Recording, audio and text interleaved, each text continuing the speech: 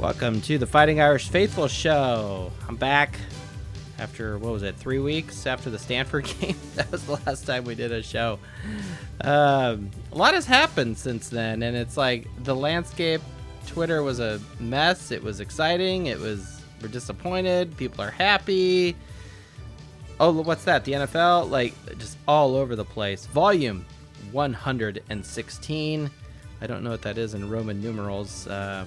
Someone could figure that out. Season 4, episode 30. Finally hit the 30 mark for this year. But we have pivoted as a team. What's left of it.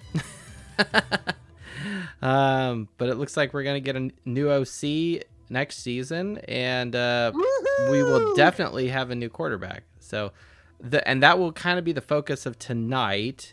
Quarterbacks and OC talk. And there's some information that is surprising. I'll just put it out there as a nugget, a kernel here. So first and foremost, welcome to the Fighting Irish Faithful Show. I am Joe at Faithful_Irish on the Twitter.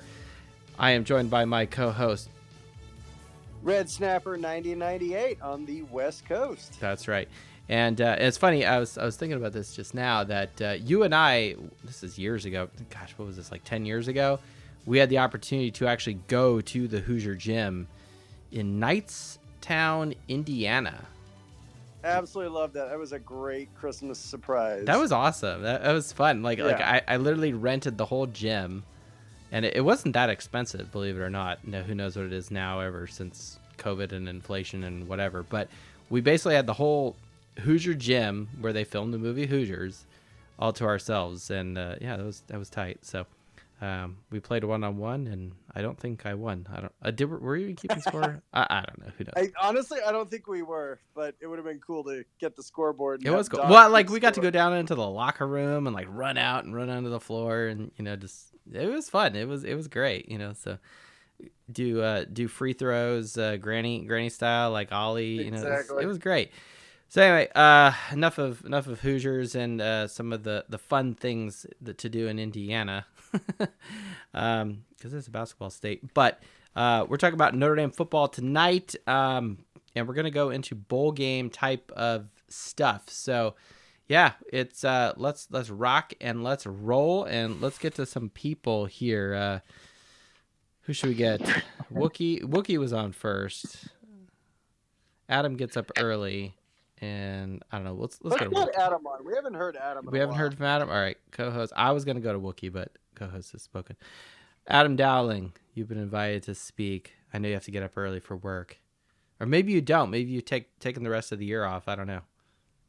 Vacation. That's what it's like at my work. Although I'm working all this week, I actually have to give a presentation on Thursday for work, so that's okay. Yeah, but you're going to take 2 months off when Baby Irish 2.0 Okay, shows up. so that's funny. So maybe we should talk about this while we're waiting for Adam to jump on. So here's the plan right now. We're doing tonight's show, and then I want to do one next week prior to the bowl game, and then I intend to do one post-game. Now, and then, of course, we'll do one after the Natty and whatever else. Here's the thing. I've got a second kid coming. I've literally changed the ringtone in my phone. So if the wife calls, every single time the Death Star siren goes off. Okay. To the point where she called me at work today, and I picked it up immediately, and I'm walking out of the office, like into the hallway, and I'm like, "Are you in labor?" That was all I said. And then people are just laughing. But it's actually like a serious thing. So we are, week 37? It's the final countdown right now. I was going to say, you're like 2-3 weeks out. So why am I saying this other than to just like have people go, "Oh, we're having another kid." We're having a boy, by the way.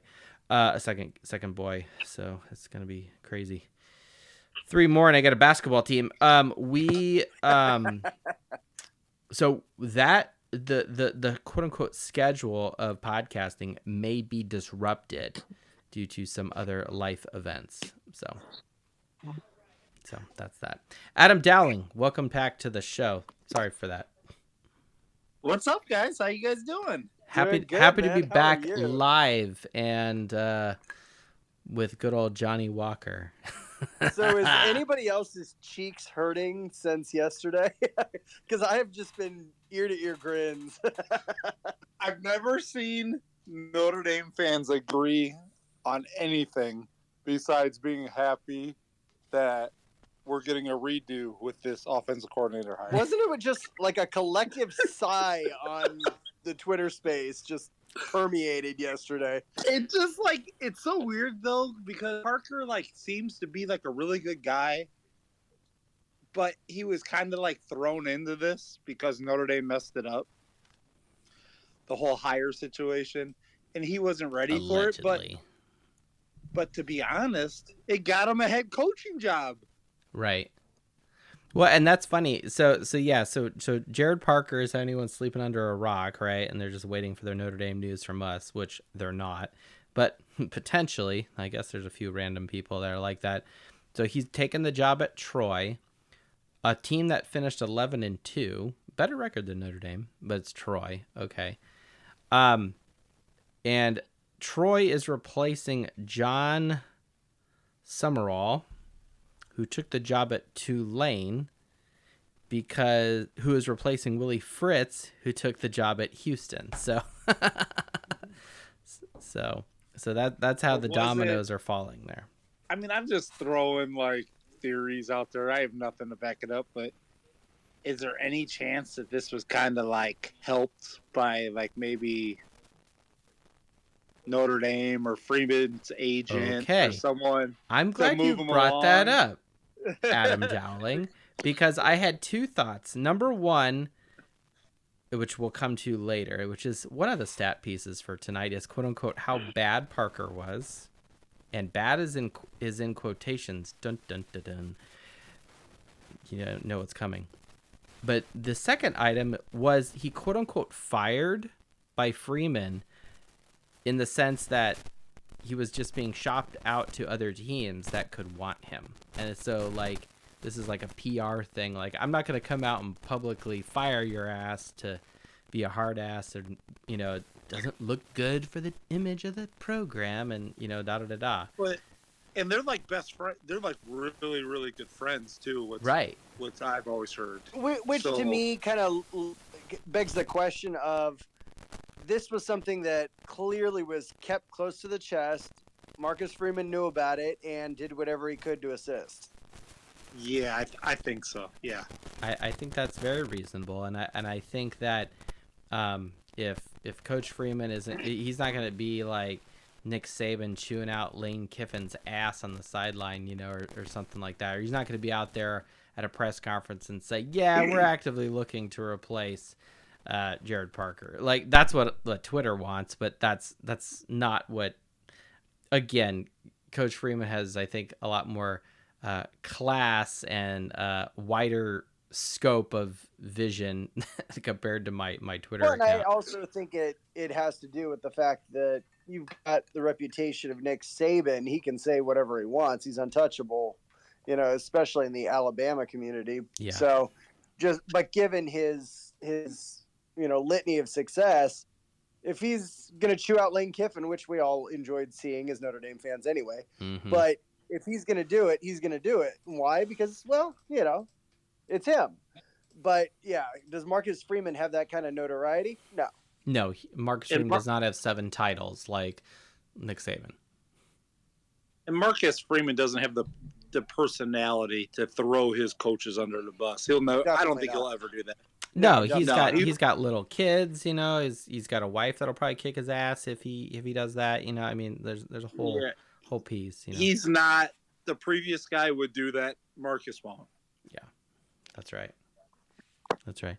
No, I think that's fair. And what's interesting is that this is the first like big coach other than Chauncey Stuckey that now has left. Now, I don't really know exactly what happened there. And I'm trying to not talk too much about the players that have left too much. The Rico Flores or the Estimes or the Joe Alts or, some of these guys that aren't going to be in the bowl game or go to the NFL or they transferred or even some of the guys that are coming back, like one Drew Pine, or at least to finish his degree or whatever he's doing. So I'm trying to kind of steer the conversation away from that, and we can do that next week, assuming I don't have a kid yet, or a second kid, I should say, out of the womb. I mean, he's here. He, heard his heartbeat for like 20 weeks, but no, I'm serious. Like, no, he's like kicking Ashley in the ribs, and it's just like, oh, geez, okay. Yeah. But he's a bigger baby. I will say that. So like the nurse is like, oh, he's approaching, da da da da, and it's like, oh, he's gonna be bigger than my firstborn. Oh, so maybe this is the football player we have in the family. Now you'll have to buy 4 seats at Notre Dame Stadium. Ah, that's right. Well, no, that's just for the spring game, right? Yeah. How'd you guys like those seats? I mean, I haven't talked to you guys, but how'd you guys like those seats over there on that? Oh, they were. The Wake game debrief. Oh man, we're stepping back in the time machine now. No, that was great. Those were probably the best seats we had. It was kind of funny. We had some Wake Forest fans behind us, and they were kind of a younger crowd, right? A little rowdy, and anytime anything good would happen, they would cheer, which is fine. But then it got to a point where it was a little annoying. It's like, dude, you're getting blown out by 30 plus points. And so at one point, I'm just turning around and being awkward and just like yelling, scoreboard. Well, it can't be worse than be down by 30 and USC still playing their fight song. Oh, well, that's because they're stupid, but yeah. It's because their band never pays attention to what's going on the field. Yeah, to quote 5'0" pod / and stab. Okay, something like that. Cool. He'll correct me when he hears that, and he'll crack up. No, that was fun. It was fun seeing you, Adam, at the in the tunnel there. That was cool. Finally got to meet Mrs. Dowling in all of her graces, and all of that. So that was fun. And who else did we? You meet? actually got to witness the introduction of No Suck with USC. Yes, so that was pretty awesome. Yeah, we're just chatting, and I'm just doing the me thing, and all of a sudden someone goes, "Fighting Irish Faithful," and I'm like, who the hell is this? But someone has recognized me or something, and at No Suck with No USC reached out and said, "Hey, it's me," and da da da da. So that was fun. Yeah. Definitely. That was cool. That was cool. That was the first stranger who I was like, oh yeah, just I'll meet you at the tailgate. Whatever. This is like a random person who came up. Granted, he's been on the show a few times. He's been a guest. He's been a contributor. So he's not a stranger to the podcast by any means, and we've given him some decent airtime, right? Which is fine. But simultaneously, it's like, okay. But in the crowd of the stadium, passing by. Wait a sec. I know that voice. see, that's the cool piece right there. Absolutely. That was my wife Tiffany when she was like, "Oh my God, hearing your guys' voice." She was like, "It's hilarious." They're a lot more handsome in real life than they sound. So. Exactly. That's funny. Exactly. Yep. So anyway, I have some high level thoughts though. We're not going to talk about the chaos of the transfer portal and all of that. But what I do want to say is I've thought about this for literally 2 weeks, ever since the receiver, evaporation that happened at Notre Dame, and the coaches disappearing and all this stuff. I've thought very long and hard about the transfer portal in general and where college football is, this, that, and the other. And my initial thought is always negativity. And it's not so much negativity because I'm a negative person. I just want to bitch out here. No, I mean, there's a little bit of that, but for the most part, it's loyalty. A lot. I think that's a key trait. Key characteristic of Notre Dame fans. Loyalty. Her loyal sons. While her loyal sons are marching. Da da da da. That kind of as fans, we're clearly loyal. And so when a coach leaves or a player leaves, this, that, or the other, we almost feel this sense of betrayal. And I'm not saying that that's okay to feel that way or it's even wrong to feel that way. Like people can have their feelings. You do what you want. All I'm saying is the way college football or even college athletics is now with this transfer portal and NIL. And let's not kid ourselves, and this has been my opinion since day one of this podcast, that these guys, these young men, are making millions of dollars for the university. That being said, it's more like the transfer portal and just, recruiting and all this stuff has become more like free agency. And we're seeing that now in the portal with Coach Freeman going out in there and getting some of these solid players to come and play for us next year, right? So I have started to mentally and emotionally disassociate myself from these players, from the loyalty aspect and some of the pain and like anguish. We're like, and you see someone like Everett Golson leave and go to Florida State, you're like, how could you, but then at the same time you're like, you were a turnover machine, go away, so there's some of those feelings, versus the guys who transfer in, you're like, hooray, welcome to the family, we love you, unless you're Jack Cohn, right? More to come on Jack Cohn tonight, but all this sort of stuff. So I personally am thinking that as fans, it's better if we disassociate ourselves as like any sort of entitlement or, commitment to these players. And honestly, though they're not professionals, there's, I still have a lot of other things I've talked about here about Notre Dame being an academic place and get your degree and setting you up for life and some of these other things that I still think Notre Dame can offer in addition to hopefully a good football team. And so it's my hope that people would stay, and I want them to be loyal because, we love it. But at the same time, that's not where college football is anymore. And so I've started to kind of ease off of my entitlement when guys transfer. Yeah, in today's college football, you almost have to look at it. And then this is sad to say, and I don't love it, but everyone's pretty much on a 1-year deal. Yeah. Like, that's kind of what it is now. I mean, even some of the best programs, you see people leaving, tons of people leaving Georgia, tons of people leaving Ohio State. Yeah, what's his face from Ohio State, the starting quarterback? I was like, what? Yeah, so it's...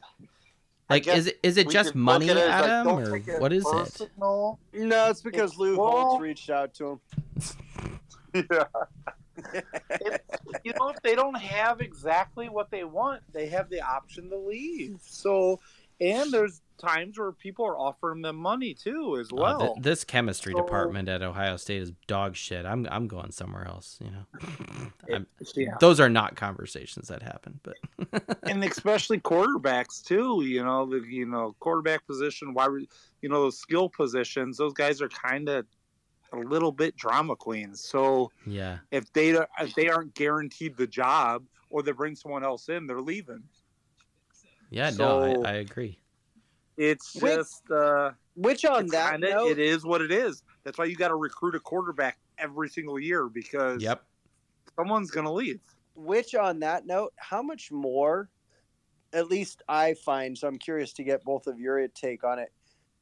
I find that I respect Steve Angeli and Minchie so much more with everything that's gone on in the last 2 years, and now we got Leonard coming in. So, and then you got CJ Carr and to see how, like, I am excited, genuinely excited to see Steve Angeli as QB1 for the bowl game. Absolutely.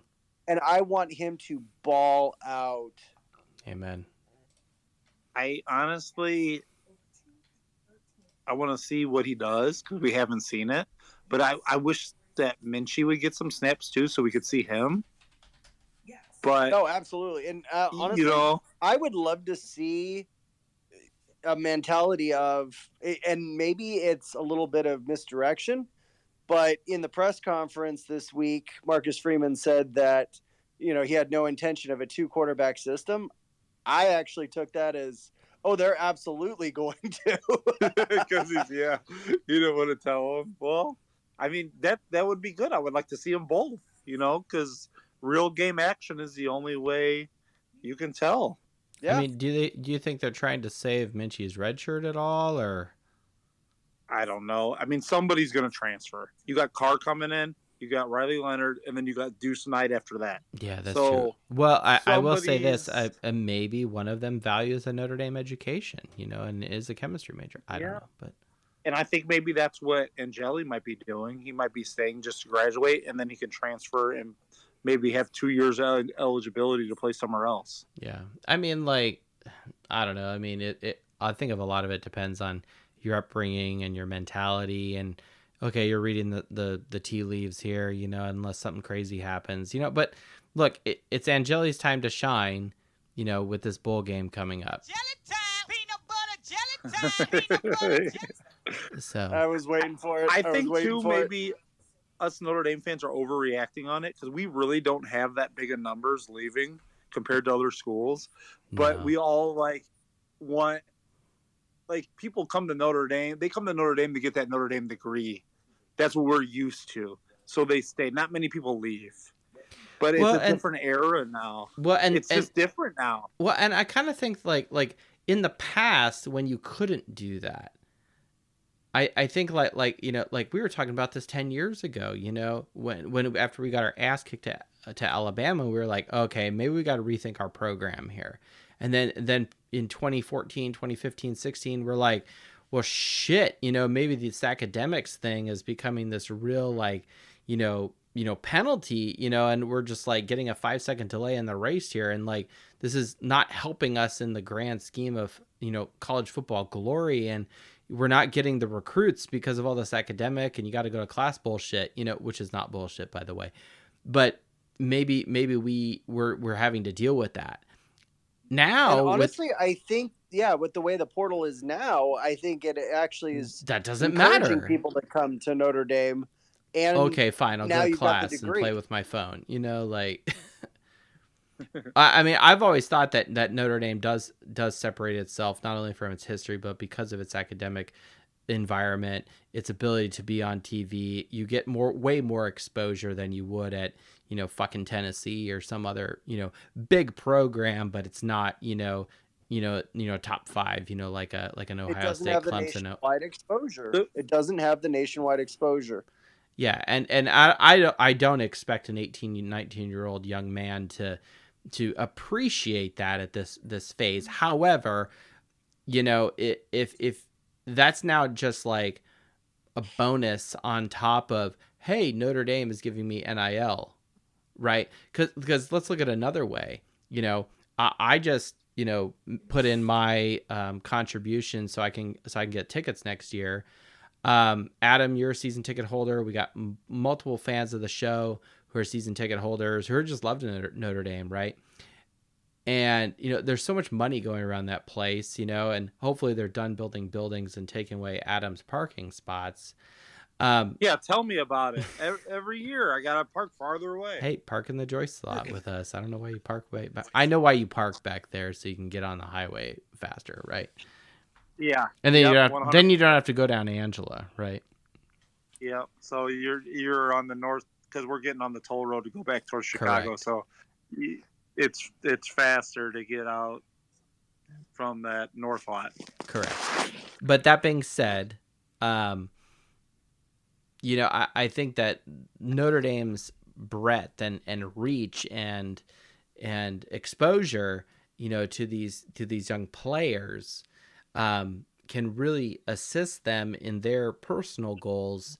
And quite frankly, I've said since day one with NIL, when that came out, my initial response was, great. Notre Dame has tons of money. We could definitely go out and, recruit with some dollars and, a 6-pack of beer here and say, hey, why don't you, come to South Bend, like what, you want to go to fucking Ann Arbor? Why? Shit, it's cold down in South Bend too. Like, what's the big deal?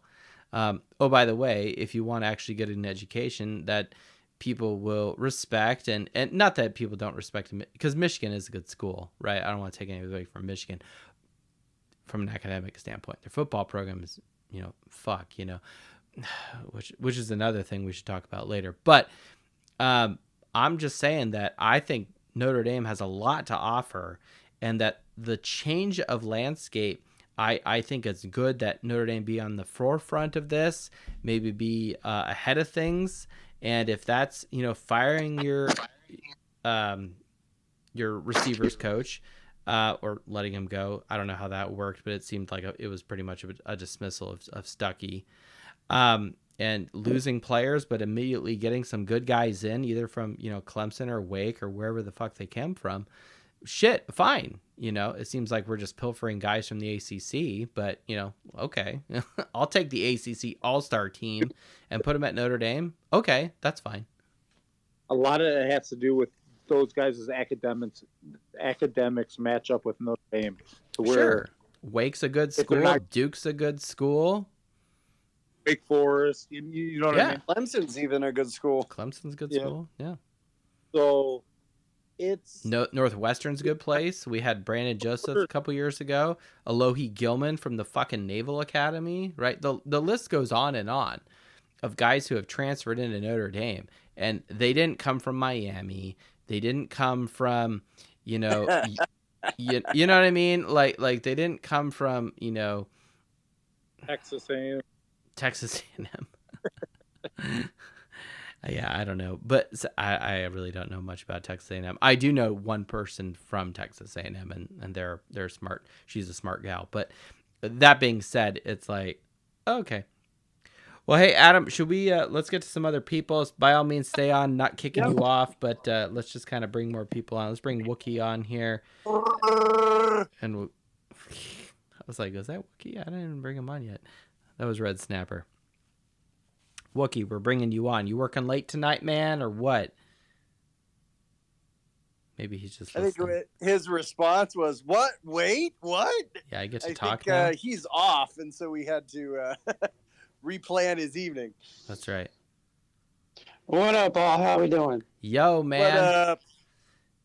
Hey, I just want to start off and say, fuck Michigan. Fuck Michigan. And I have not done this with either of you two yet. Uh-oh. Wait. Fighting Irish, I know you have a drink going. Does Red Snapper have a drink? I can. Probably has like water. I want to do a shot with you guys. Non-alcoholic Guinness or something.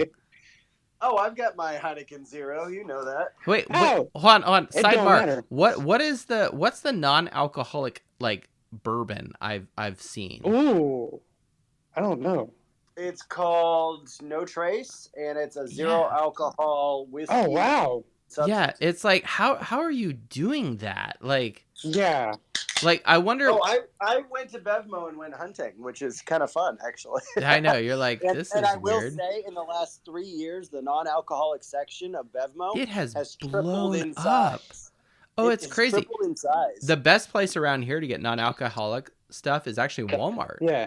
Walmart has a huge selection, well, at least in Indiana. I don't know, but like I think it's great for people who want.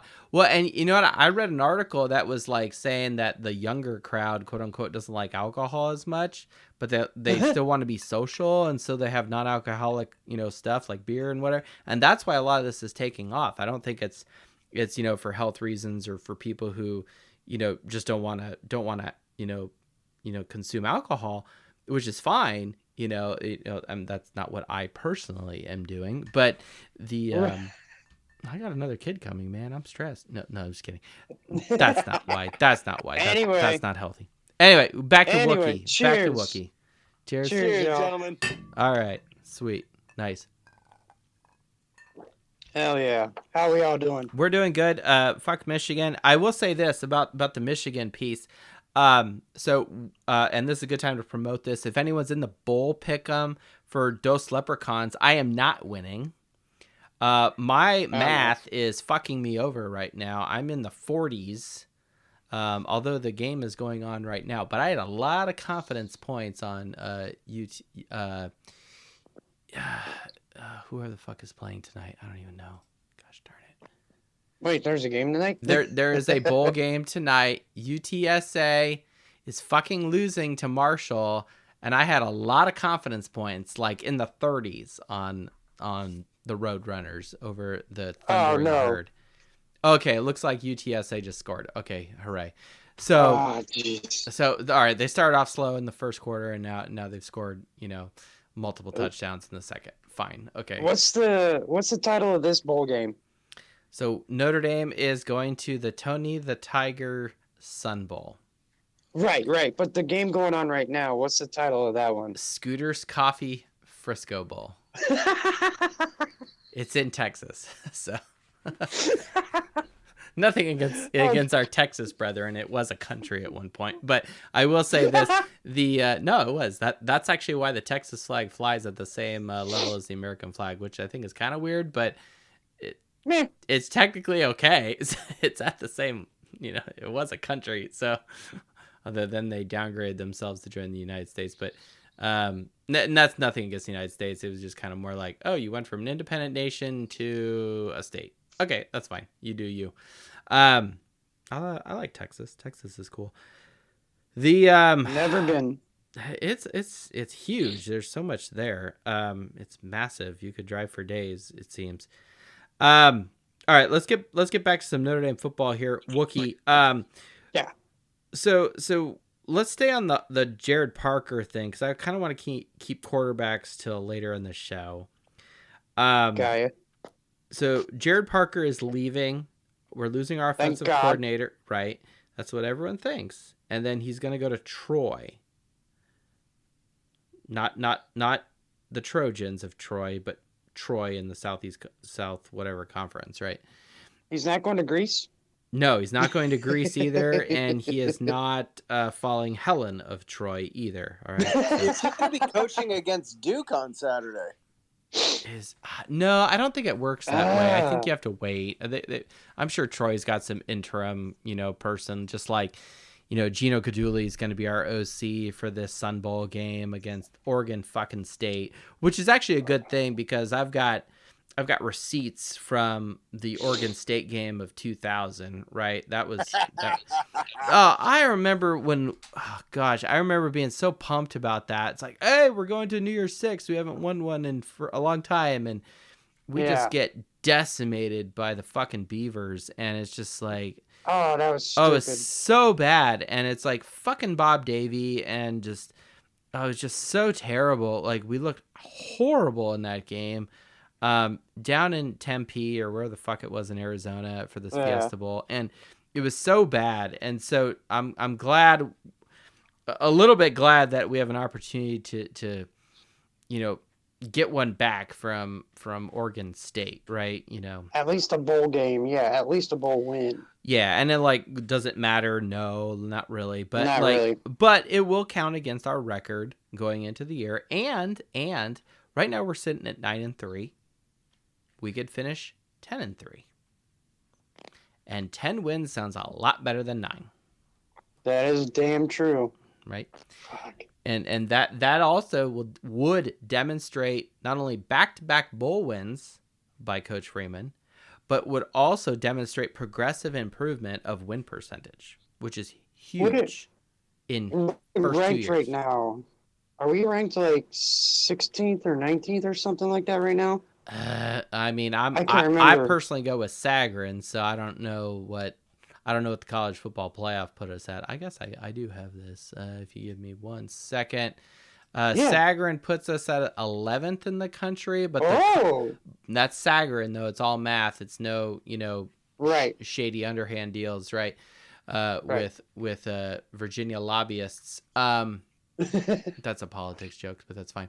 College football playoff rankings put us at 16th. So I thought, 16th. So if this was next year's playoff format, we would be on the outside looking in, right? Okay, and they're going, adding more teams. They're going to the 12. Yes. 6. All right. So that's a cool thing. So we were talking a little bit about transfer portal earlier in the show. They're going to 12 teams next year, right? First 4 teams get a bye. There's a whole 2-part episode from last year. Go check it out last year, where Red Snapper and I go through all these different hypotheticals of LSU winning and Purdue winning, and Purdue being quote unquote the Big Ten champion, but having a shitty record, but apparently being an automatic bid into the playoffs. Like all this crazy talk we had.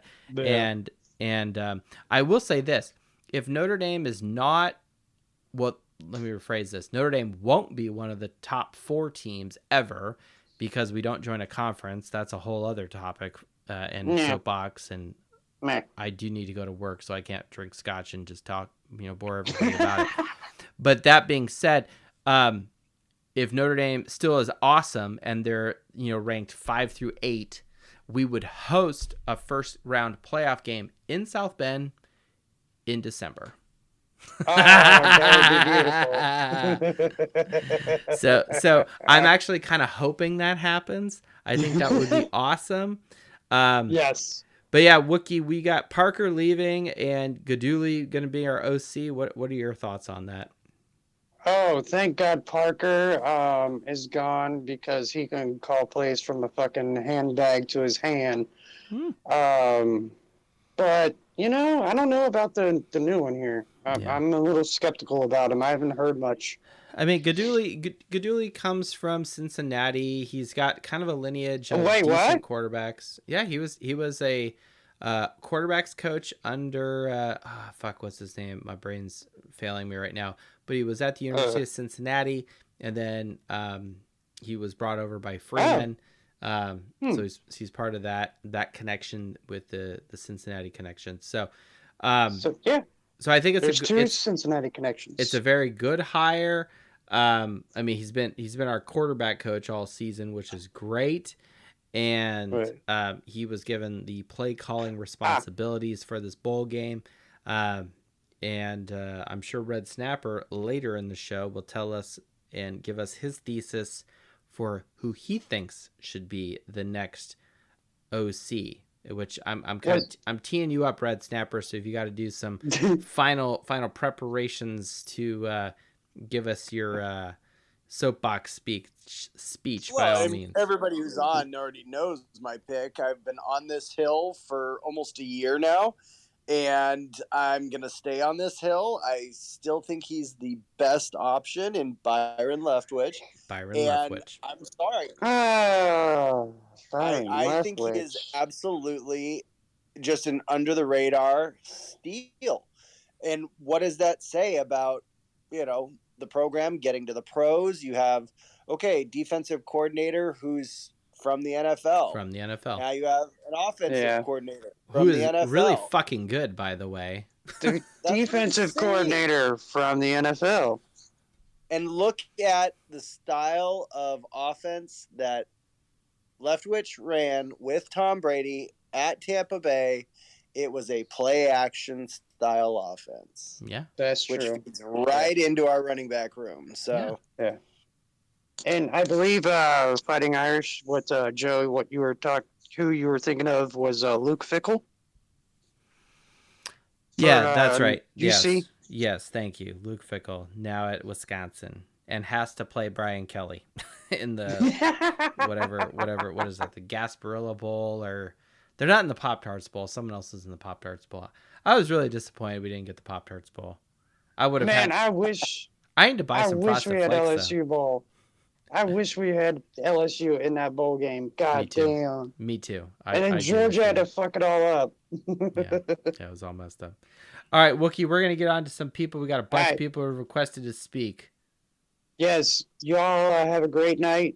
Go Irish. Go Irish. Merry Christmas to all. Merry Christmas. That's right. We're in week of Gaudete, a great week of great joy. One of the 2 Sundays of the year where I wish I actually was wearing rose, aka pink. So I don't own any pink in the house. So. Well, you need to change that. I do, and it's not for breast cancer awareness. It's for a color of great joy. Hey, the priest is up there on the altar wearing pink. Hell, I can wear pink, and I would with pride. So there you go. Wookie, do it up. You guys have a great night. And by the way, Wookie, looking forward to seeing you at Stanford next year. I will DM you. I've been doing some research on this. I'll send it. Okay. Send some stuff your way. All right, I appreciate that because I'm going to be coming up from Tampa, Florida. One piece of advice to everybody who wants to come up to the Stanford game and crash. We're looking at like Airbnb and that kind of stuff. Ooh. Save your money. That's all I gotta say. It's not. South Bend is fucking expensive. Go on the rice and beans diet. You'll save a shit ton of money. Don't eat out. Just rice, beans, And I will say stuff. it is comparable to the hotels. Which So is that's awesome. the thing. So, All right, let's segue. Fuck it. Let's just go straight to that. The Stanford game. All right, I've done some research. I called Red Snapper as soon as I found some of this deal. Coach Sparsegian, I see you, Adam Dowling. Now, if none of this works, we're going to Adam Dowling's house. All right. You know, I could. Oh, all right. I'm savvy on Google Maps. I'll figure out where you live. I sent some to Dos Leprechauns who just dropped off, which is weird. Maybe Jimmy Joe will join us. We don't know. But we'll figure it out. We've looked at definitely. Airbnbs, and it's a function of, okay, how close to campus do you want to be so we don't have to fucking drive everywhere or take an Uber, right? Parking. Right. Exactly. You don't need to worry about that. So it's a how close can we be to campus that's within walking distance, less than a mile basically. Oh, nice. Right? But then, borderlining that with price. Okay?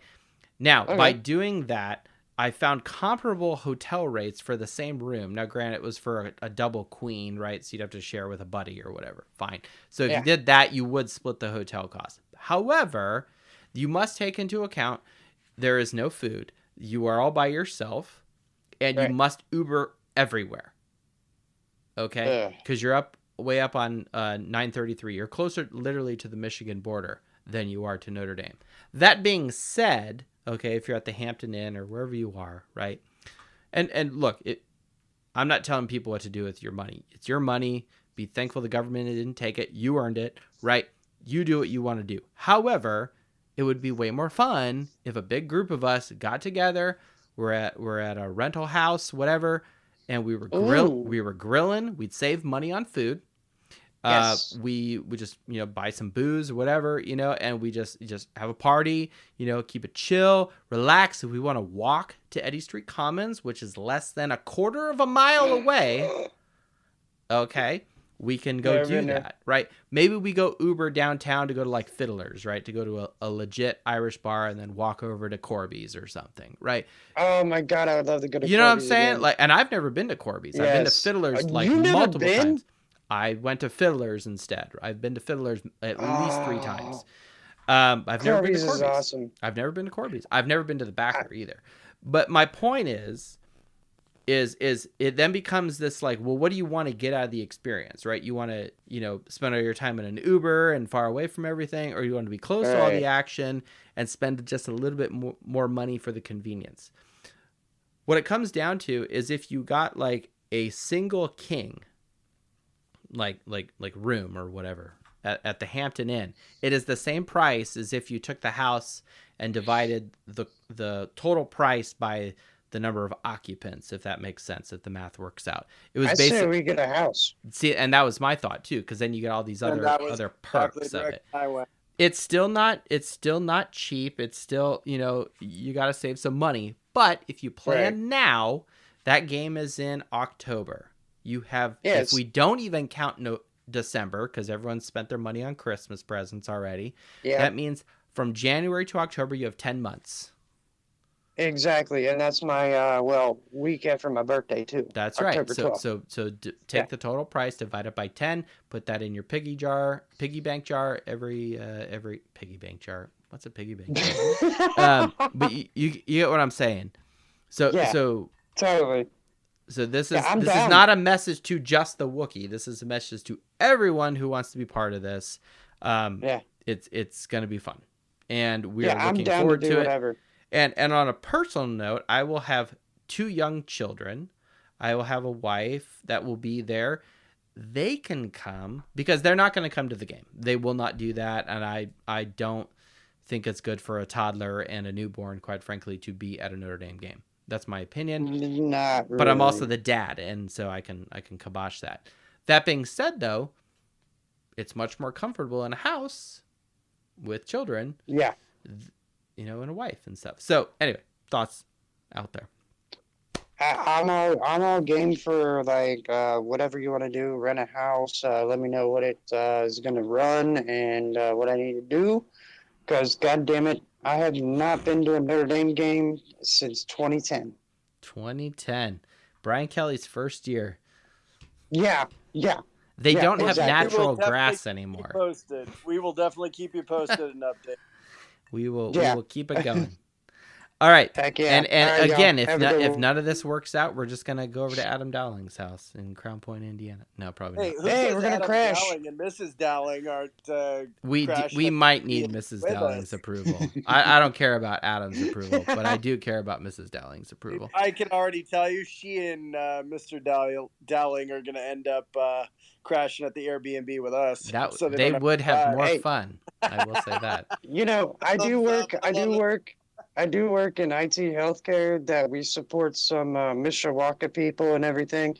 And I've already got 3 people that told me whenever I want to come up to go to a game, I can crash at their place. So, hey, Sweet. We got that in the back burner. Nice. Excellent.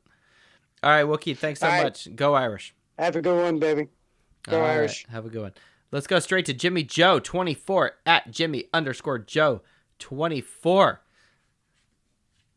Probably one of the more popular people on the Fighting Irish Faithful show. He's got like a fan club. Maybe we should make t-shirts, the Jimmy Joe fan club t-shirt. I don't know. Oh, I love it. Hello, everybody.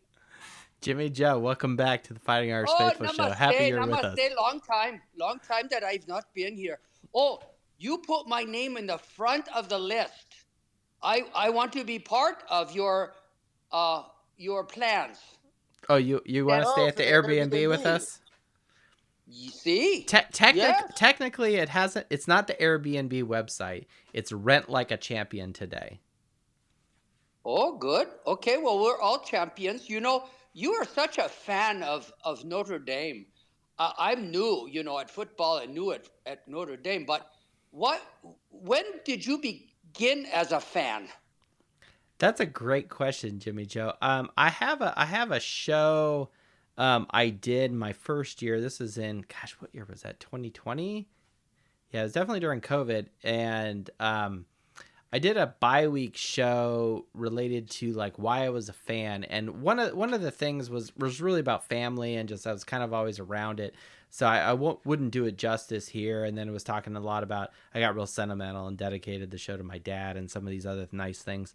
But between like my grandfather and my mother's brothers, so my uncles, Red Snappers uncles too, and they they were football coaches and some of this stuff. So football was always a thing, and then of course we're Catholic, and so you take Catholic people who like football, and you immediately are a magnet to Notre Dame, right? And that was like, I was born in '84, right? And so Notre Dame was good from '88 all the way through '93, right? So that's very formative for those times of my life.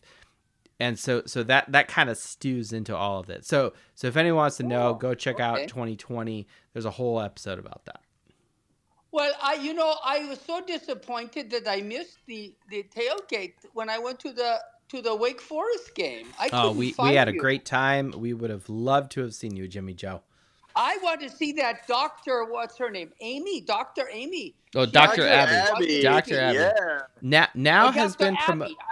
Dr. Abby has now been promoted to Chief of Staff. Abby. Okay. Dr. Abby is now Chief of Staff of the Fighting Irish Faithful show. This is very true. I don't know. Does she get paid well? She gets as paid as well as I do.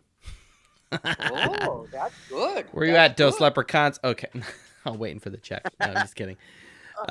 That's okay. There's a reason why we're live on Twitter and not live on YouTube. I'll just put it that way. So. Well, the reason, I have a reason why I asked you about you being a fan. It has everything to do with loyalty. Loyalty. Oh. And I've been thinking about this. I'm new to Notre Dame, and I told my friend Raj, I'm a Catholic. I got to be a Notre Dame fan. I'm going to be loyal. Nice.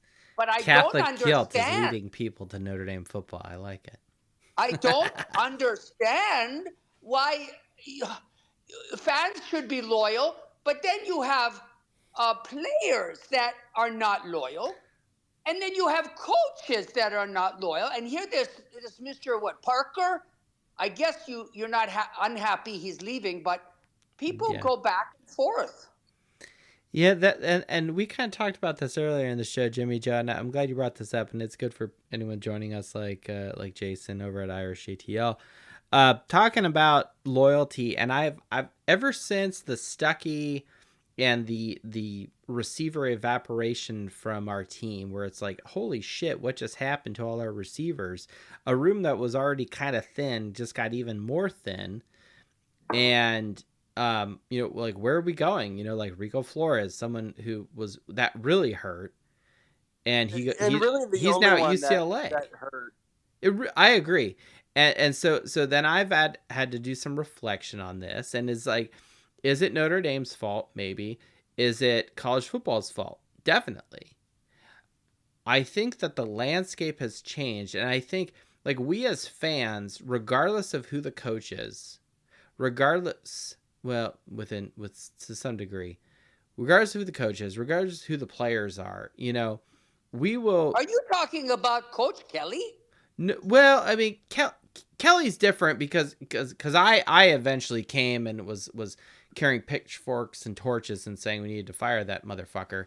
But that being said, I do think that like, while he's still in the role, I will support you in the role because I do want our football team to win. Now, that does not equate to I pledge allegiance to the coach, and nor has it ever done that. And that's also the same for Marcus Freeman. I want Marcus Freeman to not only stay and still be our coach, but I also think he's actually doing a decent job. And time will tell how successful he will be. That being said, my loyalty is to the higher, echelon that is Notre Dame and Our Lady and this Catholic university. And I got a degree from the place, so my, judgment is already clouded. But that being said, Notre Dame, like the fans will be there, right? Like the fans were there in 2016, right? Maybe not in the Georgia game of 2017 because they would rather sell their tickets to Georgia fans, right? That's a joke, by the way, although that did happen. But for the most part, like, the fans will still be fans, and they will come back for the SC game and some of these other stuff. And like Notre Dame Stadium sells out like all the time. Like, it gets pretty close to not a couple times here or there, whatever. But for the most part, it sells out, right? Even when they're good, even when they're not good. How many people are in that stadium? 77,000 people. The whole point is, like, Notre Dame will still be around. Us fans will still be around, regardless of all this other crap that happens. The landscape of college football, between name, image, and likeness, to now the transfer portal, to coaches who get hired and fired, and because this is a career, right? Like people who are very, very aggressive in their professional careers will be at a job 1, 2, 3 years, and then boom, they go to another place. Why? Because they want more money, they want more power, they want more influence, right? And so they constantly jump and they're getting paid more and this, that, and the other. And then it's like jump to Fortune 500 companies. Go to their CEOs. How many CEOs are there in the job more than 5 years, right? Think of it in terms of business, right? Business CEOs don't stay there very long, okay? Same thing with coaches. They're getting paid a lot of money, 6 to 7 figures at times, to do a job. And when it's not results oriented, i.e. win percentage, trophies in the trophy case, this, that, and the other, or you don't gel with the head coach, who knows what happened with our receiver coach, with Chauncey Stuckey. I really don't know. My whole point is, I have started to disassociate myself from the loyalty aspect of saying, like, oh, you're a recruit, you're now ours. That is not the case anymore. Okay? You have guys leaving, you have guys coming in, and they are doing what is best from them. Do I like it? No. Do I want people to be loyal to Notre Dame? Absolutely. However, I value Notre Dame winning as a program and holding up trophies, something we haven't done really well since the 1994 January 1st Cotton Bowl, okay, which was the 93 Notre Dame season, okay? We haven't won a major trophy or bowl game that really matters since then, okay? We clearly haven't won a title since 88. My whole point is, like, this is the landscape that college football is now. So rather than be resistant to it like Clemson is, let's not do that.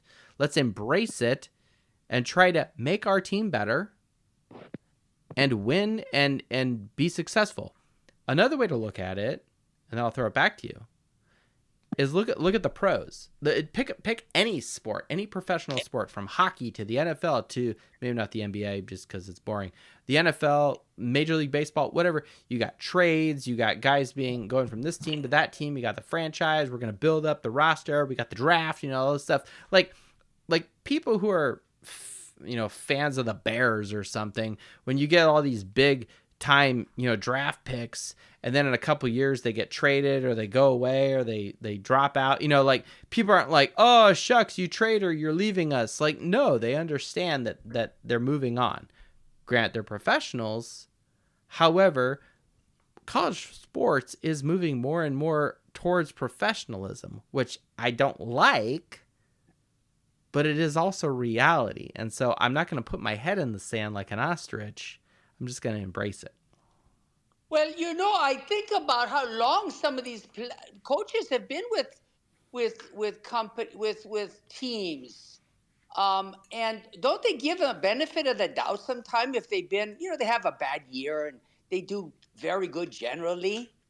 I mean, they don't just say, "Hey, you're out." Yeah, no, like guys tend to get fired unless you do like what's his face up at Michigan or something, or Michigan State, excuse me. Okay. Or like there has to be some scandal, or there has to be, like you just have to have a real shitty record for a couple years or whatever, and I take Tom Allen. Tom Allen was the head coach of Indiana University for many seasons. I think 5 years at least. Kind of got above 500. I think had 8 wins, 9 wins, maybe 1 year. Got really close to beating Ohio State in the COVID year. And for a while, IU football was undefeated. They were like 6-0, 5-0, whatever it was, and they were looking pretty good. This is a couple years ago. And then slowly kind of declined, and it doesn't help when you lose to Purdue a bunch of times, your rival. And then they finished the season 4-8, and he was fired. And that's what you do. You're in the Big Ten. Everyone at IU knows it is a basketball school. Everyone in this house knows it's a basketball school, but a lot of money goes into the football program. You're paying someone to win. So why would we pay you a lot of money if we're not going to get wins, right?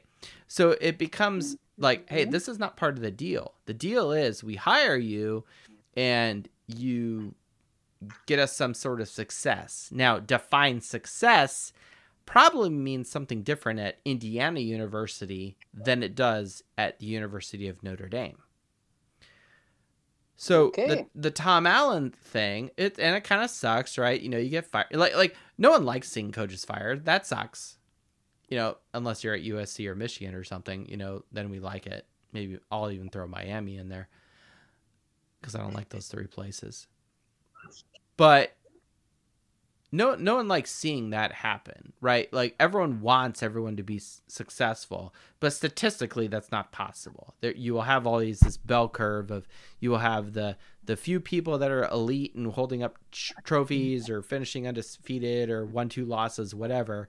And then you'll have people on the other end of the spectrum with only a couple wins, right? And then you have this bell curve, this meaty middle where people are finishing like 8-4 and 6-6 and 9-3 or whatever. Right. Okay. I have a question. Maybe you can answer. What happened to Lou Holtz? Did he get fired?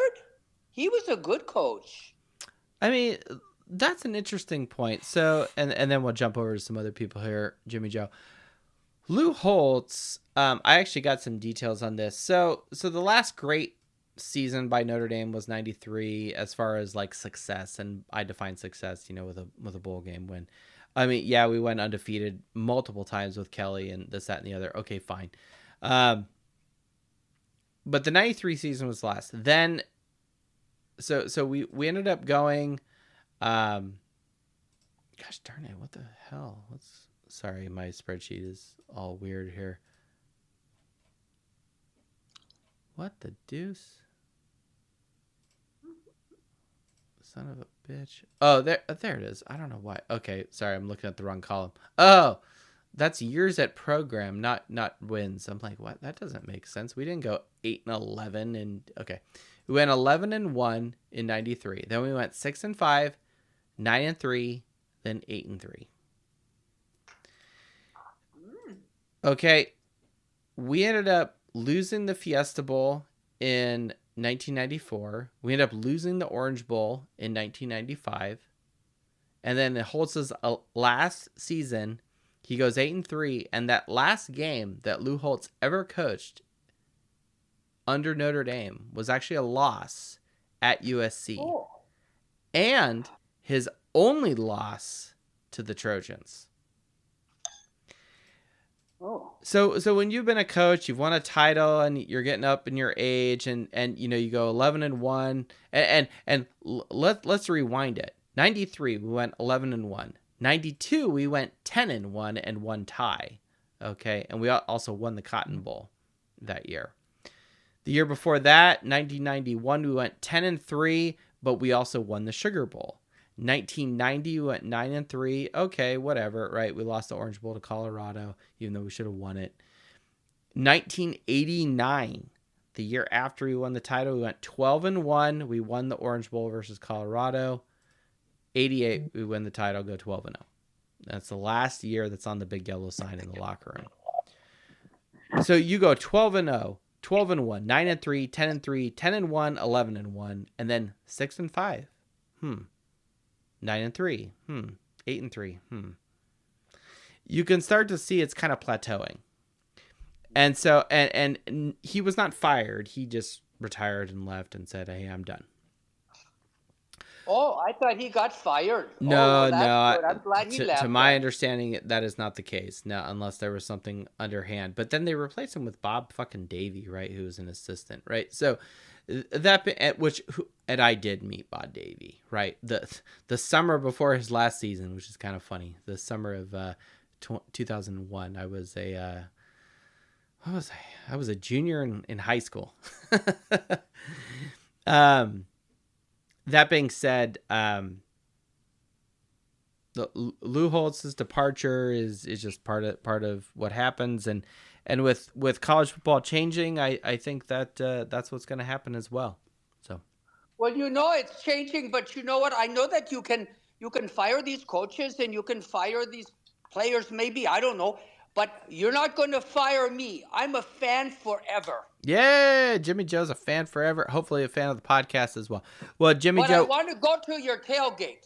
All right. Well, come to the tailgate. Come to the house party, whatever, for the Stanford game, and yeah, bring it on, man. Okay. Happy to have you. Wonderful evening. Namaste, gentlemen. Namaste and Merry Christmas. Happy Advent. Okay. Bye. Bye, Jimmy Joe.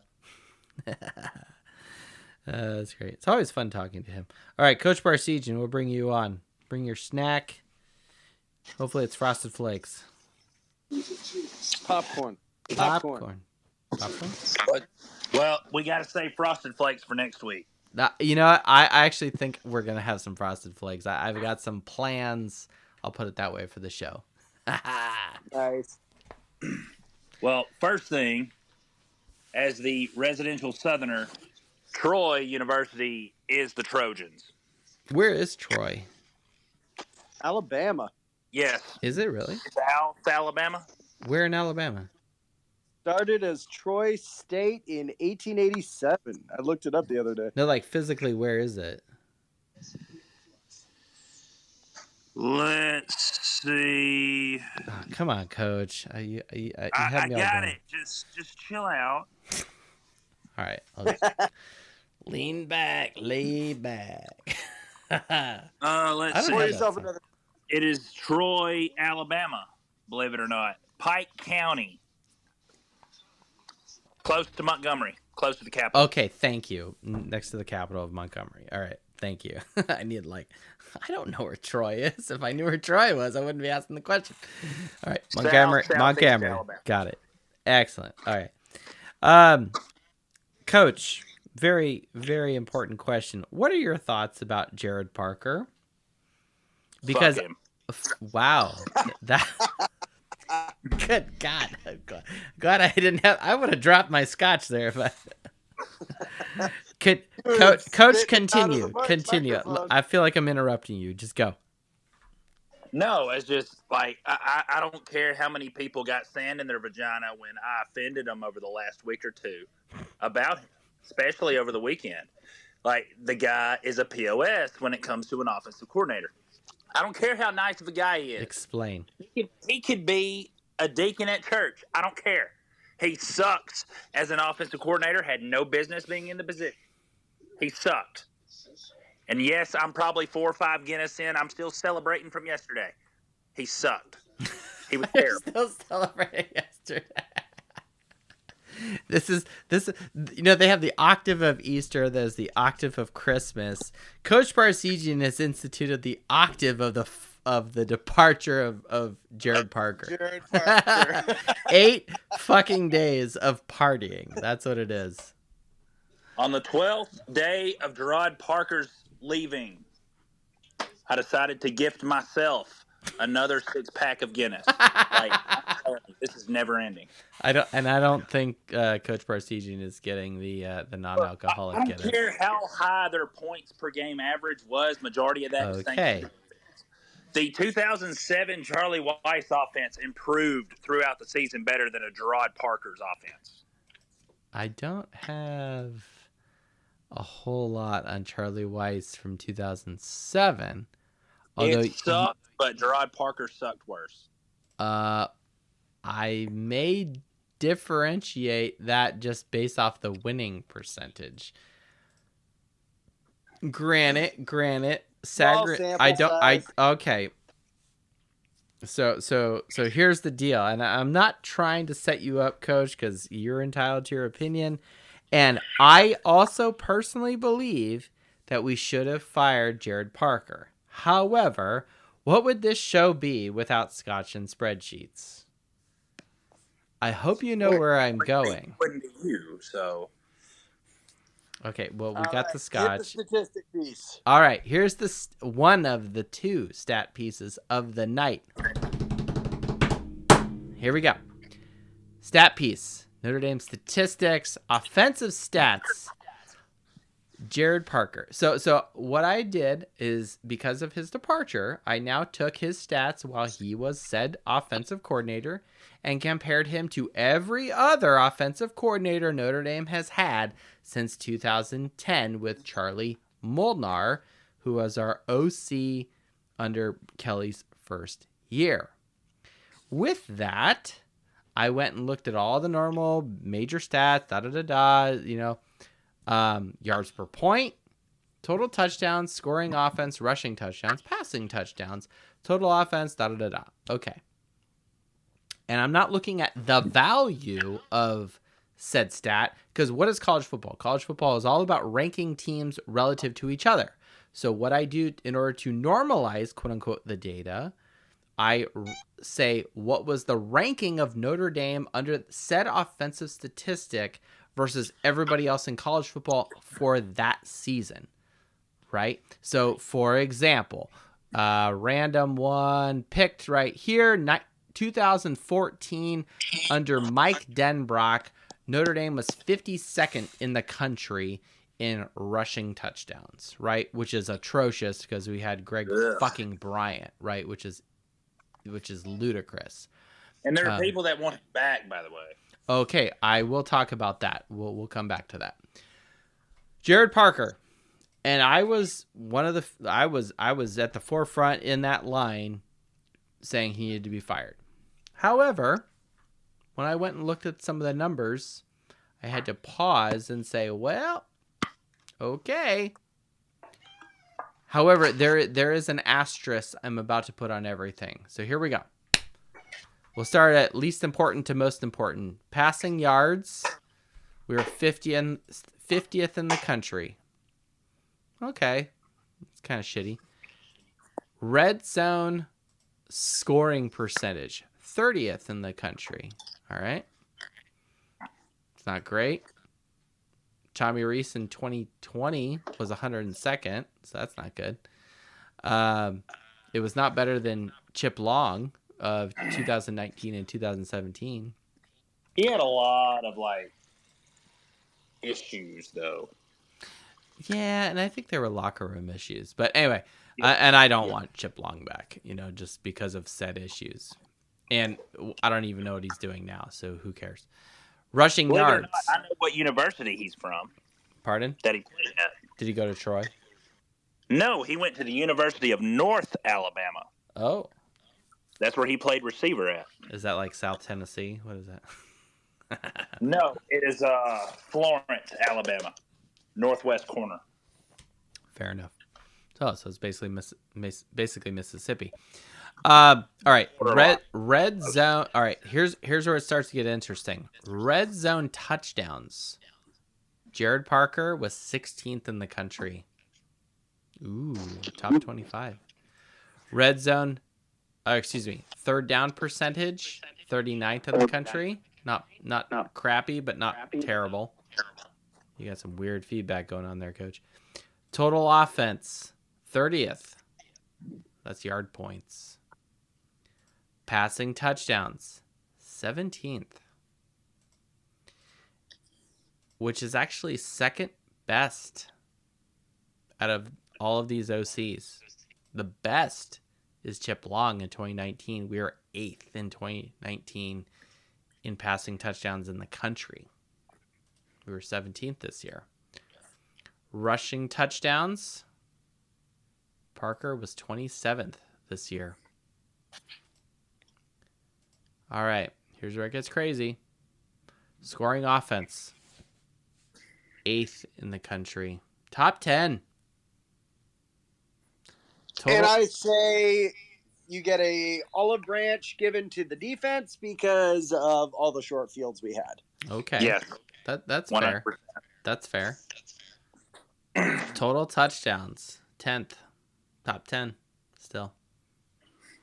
Both of those last two stats are the best out of all of these coaches. Could you imagine what the rushing statistics would have been if he ran the ball more? I agree. Yeah. Well, see, and that's what's really crazy about this. If we had run Estime more in, I don't know, Louisville, maybe Clemson, Ohio State. Yes. Right. And take all our losses, right, and run the ball more and not be stupid. Fine. Okay, here's that brings me to this. Take all those stats. Okay. Hold on. I'm not done. I will throw it back to you. Okay. All right. We mentioned total touchdowns.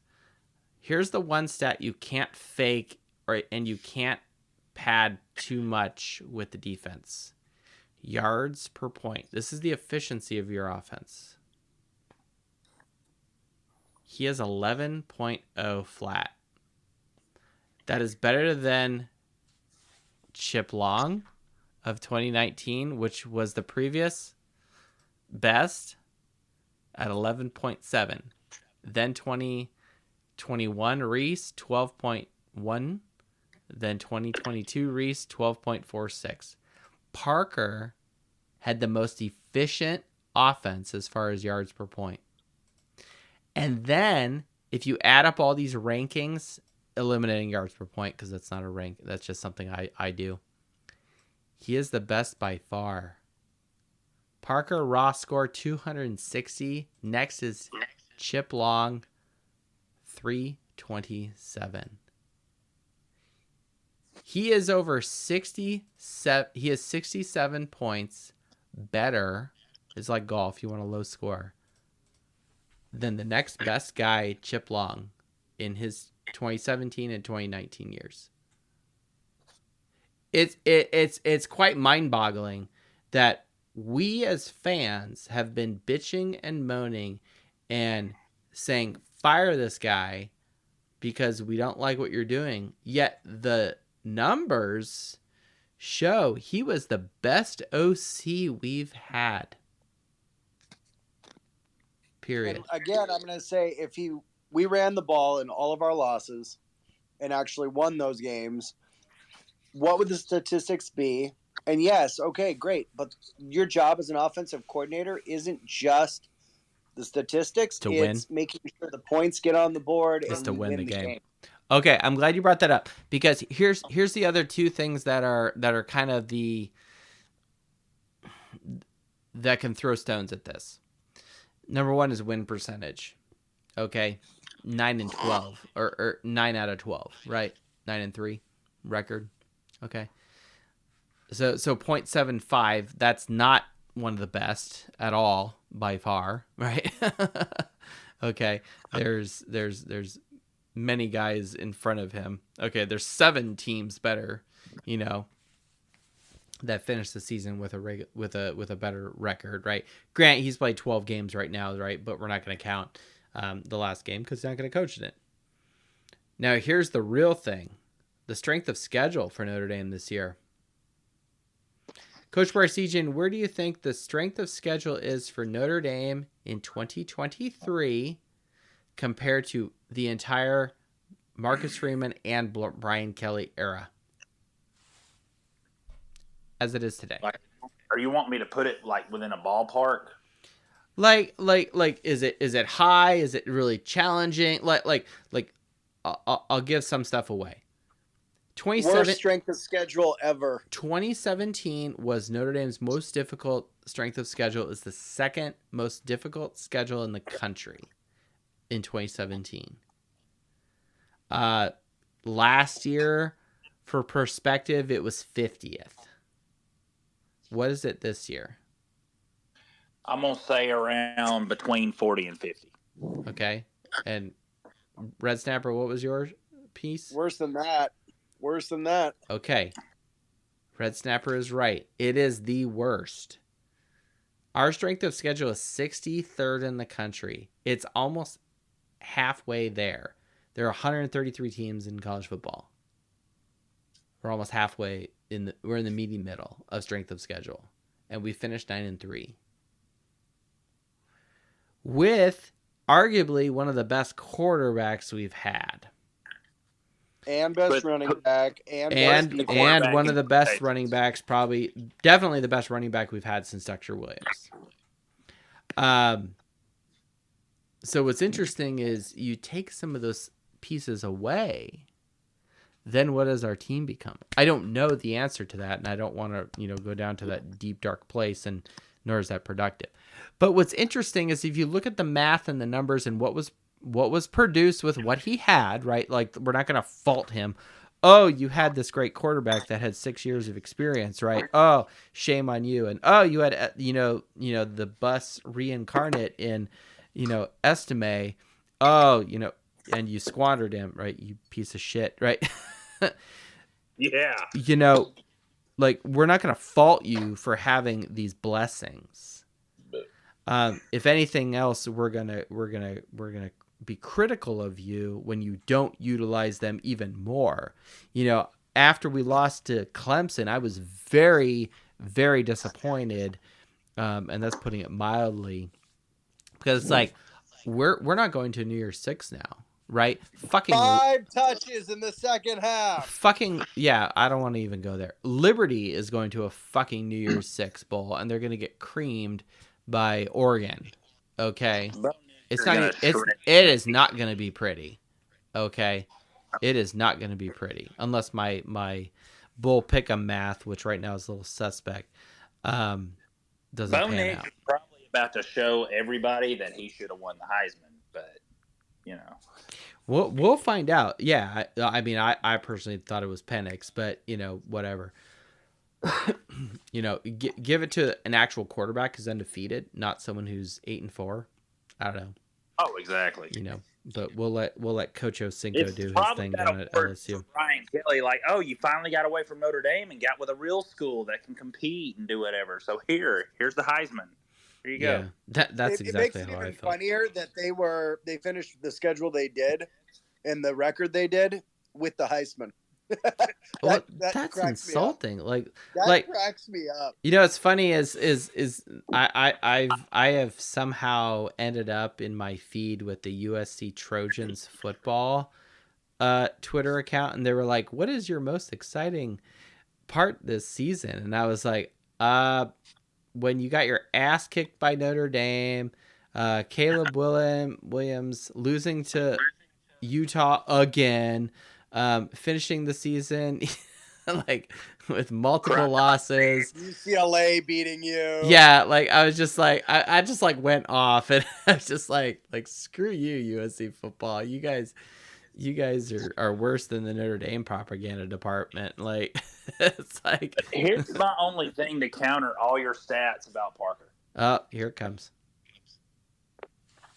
In this recurring theme, who he lost to, a shitty Clemson team this year, the second best team in the ACC, which I still think is bullshit, but according to the College Football Playoff Committee, is a joke because they're weak. Strength of schedule. Yes. Just overall, the ACC, the second best team in the ACC, Louisville, according to the committee, but that's theoretically. You lose handedly and embarrassingly to Louisville, and then you couldn't do shit against Ohio State but muster 14 points. With and arguably, yet you absolutely spank Pittsburgh, who just annihilated Louisville. That was that was a fun game to go to. And you have who, for all purposes, should have won the Doak Walker Award. Who is that douchebag from Oklahoma State? Never heard of the guy. Never heard of him. And they go on yards. They just look at yard points, man. That's all they look at. I didn't break that down.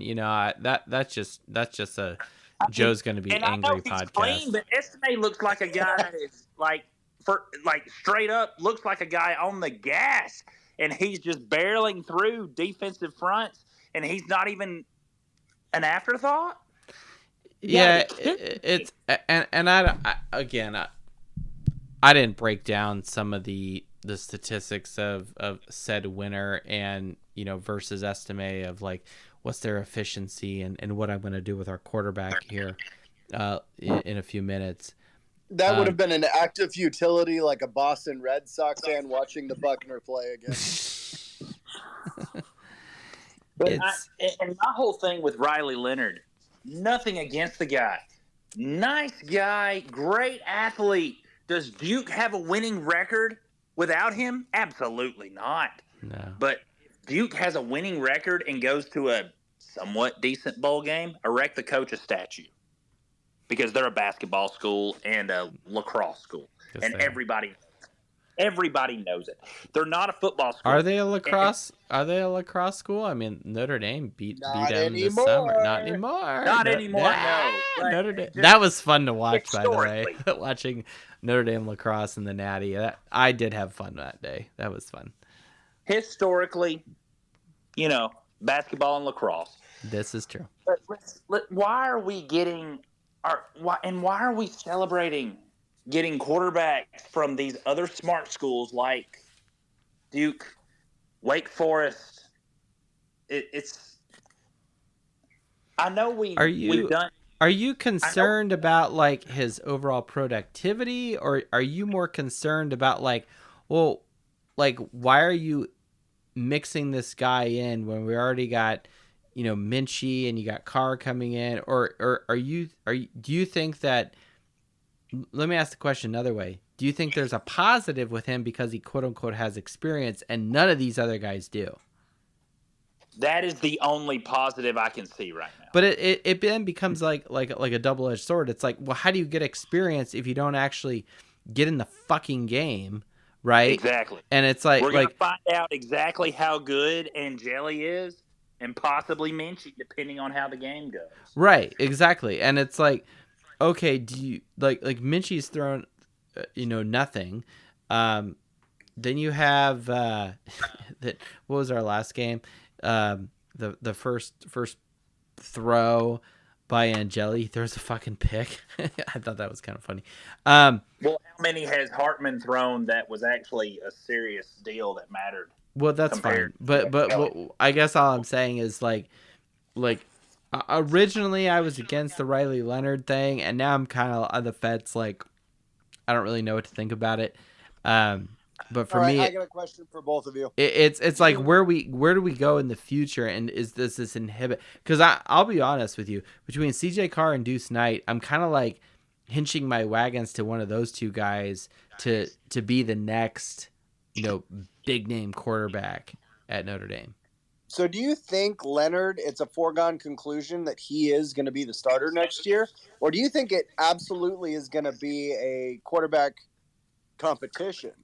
I think may the best man win. Leonard is QB1 after the bowl game. I mean, my initial thought is with Coach Parseghian that he is, just by default of experience and resume, default QB1. However, I think it does depend on if Notre Dame hires Byron Leftwich or gets another OC in there.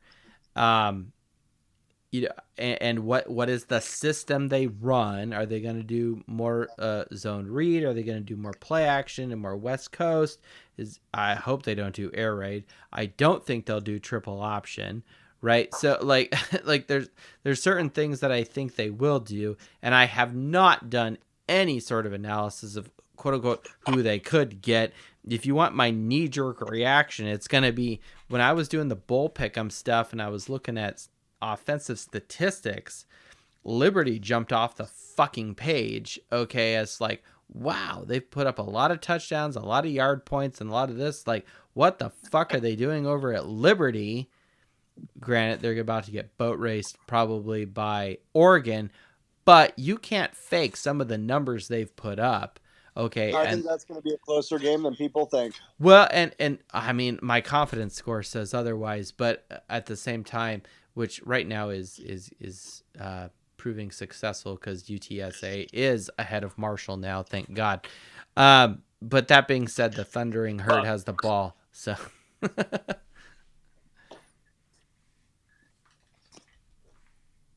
But it's like, okay, we can pull Duke's quarterback from Duke out of the transfer portal. Okay. But the numbers that you just mentioned for Liberty, how come we can't steal Liberty's quarterback? Right. That's my point. Why are we settling for the other smart schools' quarterbacks and athletes? How come we can't pull somebody else that can, if they can make the grades, awesome. Yeah. Why can't we? I don't know the answer to that, Coach, and I don't know what has been cooking, what's been discussed, and all of this, that, and the other. I mean, like here's the thing. I was trying to do some statistical piece of comparing Riley Leonard to Sam Hartman tonight, and it's very, very difficult, only in the sense that you have to normalize everything by the number of games they play. And Leonard played for 7 games, his last 3 games, and he got shaken up real bad against Notre Dame. Okay, and then they lost every game, or he lost every game that he played in after that, and then he sat out after the Florida State game. And he hasn't played football since. So part of me is a little concerned about the injury piece. That's like, well, shit, we just got a guy who's been injured. But again, hopefully he's got modern medicine or whatever that can heal him. And who knows? Maybe we'll finally get an offensive coordinator that'll have half a damn clue, especially when it comes to running the ball in the RPO. That'll know how to use a quarterback just in general. But let me ask the question this way, Coach: are you confused or surprised, or you don't give a shit when it comes to the numbers and the score, quote unquote, that I gave Jared Parker, as far as raw score being the best offensive coordinator Notre Dame has had since 2010?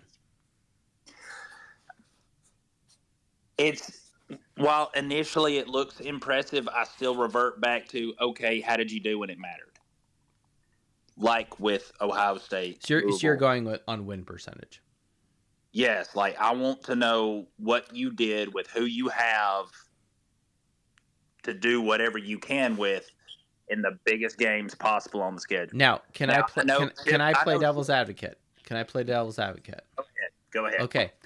Can I then equate that 2012 season with Chuck Martin as the OC, with Notre Dame finishing the year at a 92% win percentage, and equate the success of that season to his offensive play calling? Well, if you want to be technical like that, Scotch and spreadsheets. From what I have seen recently on Twitter, Notre Dame still could possibly claim one of those co-national championships that year. Oh, come on. So, you know. Dude, replay the tape of the Alabama game. We didn't deserve, I mean, let me rephrase that. We deserve to be on the field. We got fucking snatched. We got bag snatched by Alabama in that game. Okay, that was not a pleasant experience. Okay, we deserved to be on the field because we were undefeated, and we were the only undefeated team that was bowl eligible. All right, Look, I know I'm a little intoxicated, but I'm just going to go ahead and say it. Who cares? Notre Dame got drilled worse than that dude in the Senate Judiciary hearing room. Okay. It was awful. Man, ooh, graphic. Oh man. It was bad. I watched it. I know exactly. I don't know what kind of recreation you're into, Coach. I did not watch the Senate thing. I did watch the Natty game from Wings Etc. I've never been to that Wings Etc. since. That place is like unholy now. Like fuck that place, burnt to the ground. But anyway, I'm just saying, if you want to use the Alabama math, we could. So if you're just going to be technical, we can be. But we know that's not accurate or correct, and that's not our vibe. Not. So again, I think it's an interesting point of discussion because I wanted to do the analysis because I do it every year, and especially when Parker, yesterday or whatever day it was that he departed the program, he took the job at Troy. I was like, okay, where does Parker end up in 2023 compared to everybody else? We'll give him the fair shot, go through the stats as they are today with what he was quote unquote responsible for and compare him to everybody else. And it's great. Okay. By the way, that Chuck Martin team from 2012 was the second worst offensive team. We were so bad in red zone touchdown scoring. We were 99th in the country in passing touchdowns and all of this other stuff, right? And we don't need to relive, the 2012 year, because, and I don't want to shit all over the 2012 year either, because I absolutely love that season. It does good things to my heart and my spirit. Had it been anybody, had it been Kansas State or Oregon, there's a very good possibility Notre Dame would have a legitimate national title. Had we not, I would argue if Oregon and Kansas State had not lost in the same night, Notre Dame wouldn't even be in that game. But let's do a little fantasy booking here. Let's see, where was I going with that? All right, last thought, and we're gonna get to Lynch Mob and Jason and Jeff and maybe Alice. I don't know. Alice, if you wanna jump on, I've seen you listen a few times. Alice, if you want to speak, by all means, request. We'll move you to the front of the line. Anyway, you were going somewhere with it. Maybe it'll come back to me. You were talking about something. You distracted me and lost my train of thought, and I'm probably not going to be able to get back with it. Well, go get some popcorn. It'll come back. Well, Coach, look. No, we're out. I can't go get some popcorn. My bad. Well, that's not my fault. I don't do the grocery shopping at your house. I'm not blaming you. I'm just Rice Krispies it is. Oh, hell no. Not Rice Krispies. Go get a bag of bread and just put some butter on it and eat it. All right? Whatever. You're trying to give me a heart attack now. You're trying to kill me a second time. I'm not going to give you a heart attack. You live in Alabama. I'm sure you eat a lot worse than that. It probably eats a lot better than that, too. Hey, don't knock the fried food till you try it, man. Come on. It's funny. I was looking at countertop deep fryers the other day, and I was like, no, what are you doing? Stop. But there's a reason for that. So, quote unquote reason. So I over this past year at our parish festival, I ran a booth, and it was the French fries booth, and me and a friend, Knights of Columbus, right? and we went the Five Guys method and took raw potatoes, cut them, put them in kind of a brine sort of, and then rinsed them right, and then went straight into the fryer. Did a double fry, kind of the Five Guys method, left the peel on the whole piece. Man, we were so profitable. It was fantastic. To which I now got a reputation I may have to do next year for the festival if the doc lets me. That being said, I'm like already thinking like, well, wait a minute. What if we added corn dogs to the situation and we do our own corn dogs and all this other stuff? So, except on Friday, because Friday we'll do fish and chips only. Bacon wrapped. Okay. Bacon wrapped? Bacon I wrapped got corn you. dogs, man. I got you two last things, and then I'll let somebody else get on. I finally got me a 5'0" jersey ordered. Hey, join the party. It's gonna be AL for Alabama Irish with the number 22 because Alabama was the 22nd state to join the union. Fair enough. So, I dig it. and look up deep fried Oreos if you've never heard of it. I have had deep fried Oreos. Amazing. Definitely. I need to see if I can find the mega stuffed deep fried Oreos because those are better. There we go. I like the Oreos that are have like the vanilla cookie instead of the chocolate cookie. The golden. Yeah. Oh, those are my favorite. I've never tried those, and I need to look into that. You got to get on it. All right, Coach. We've digressed away from football. We'll get to some other people who want to speak. Thank you, Coach Parsegian, very, very much for joining us tonight. We've missed you and your banter and your constructive criticism. Can I put it that way? It's a polite way of saying. Oh yeah, fuck Gerard Parker. Even though he's the best offensive coordinator Notre Dame has had since 2010. Thank you, Coach. Quote end quote. I would say Coach Parsegian is deconstructive criticism. That is 100% true. Lynch mob. By the way, I don't think we ever brought up that we ran into his family when we were there for the weight gain. Oh, that is true. Yeah, Red Snapper, do you want to tell the story? We were with Mom and Dad. So apparently, my parents who flew in from Idaho were in the airport and struck up a conversation with a younger couple and their family. And turns out that they are of lineage of the Parsegian family. And so it's basically the son of the brother of Coach Parsegian and his wife and two kids. And my parents were talking, oh, yeah, you're going to the game? Yeah, it's our first game at Notre Dame. Yeah, they had never been to a game ever. He had never been to a game. So for his birthday, she surprised him with tickets to the Wake Forest game. And so my parents got into this whole discussion and everything else, never got their phone number, nothing. And it's like, that would have been awesome to like meet them after we're hearing the story from Mom and Dad. We're finishing up. We lock everything up at the tailgate and we're, going to go over and check out the Basilica, and we're going to go check out the grotto. And then we ended up seeing the band strike it up and march in, which was tight. Awesome. We got to see the beginning of the band marching out from God Quad. But literally, as we're walking by the stadium, heading toward the dome, my mom goes, "Oh, hey," and sees them sitting down as they're eating. And we ended up meeting the nephew of Coach Parsegian, his wife, and his kids. It was pretty freaking awesome. That was awesome. That was a fun experience to have. To which, of course, they got a business card for the Fighting Irish Faithful show. Because why would they not?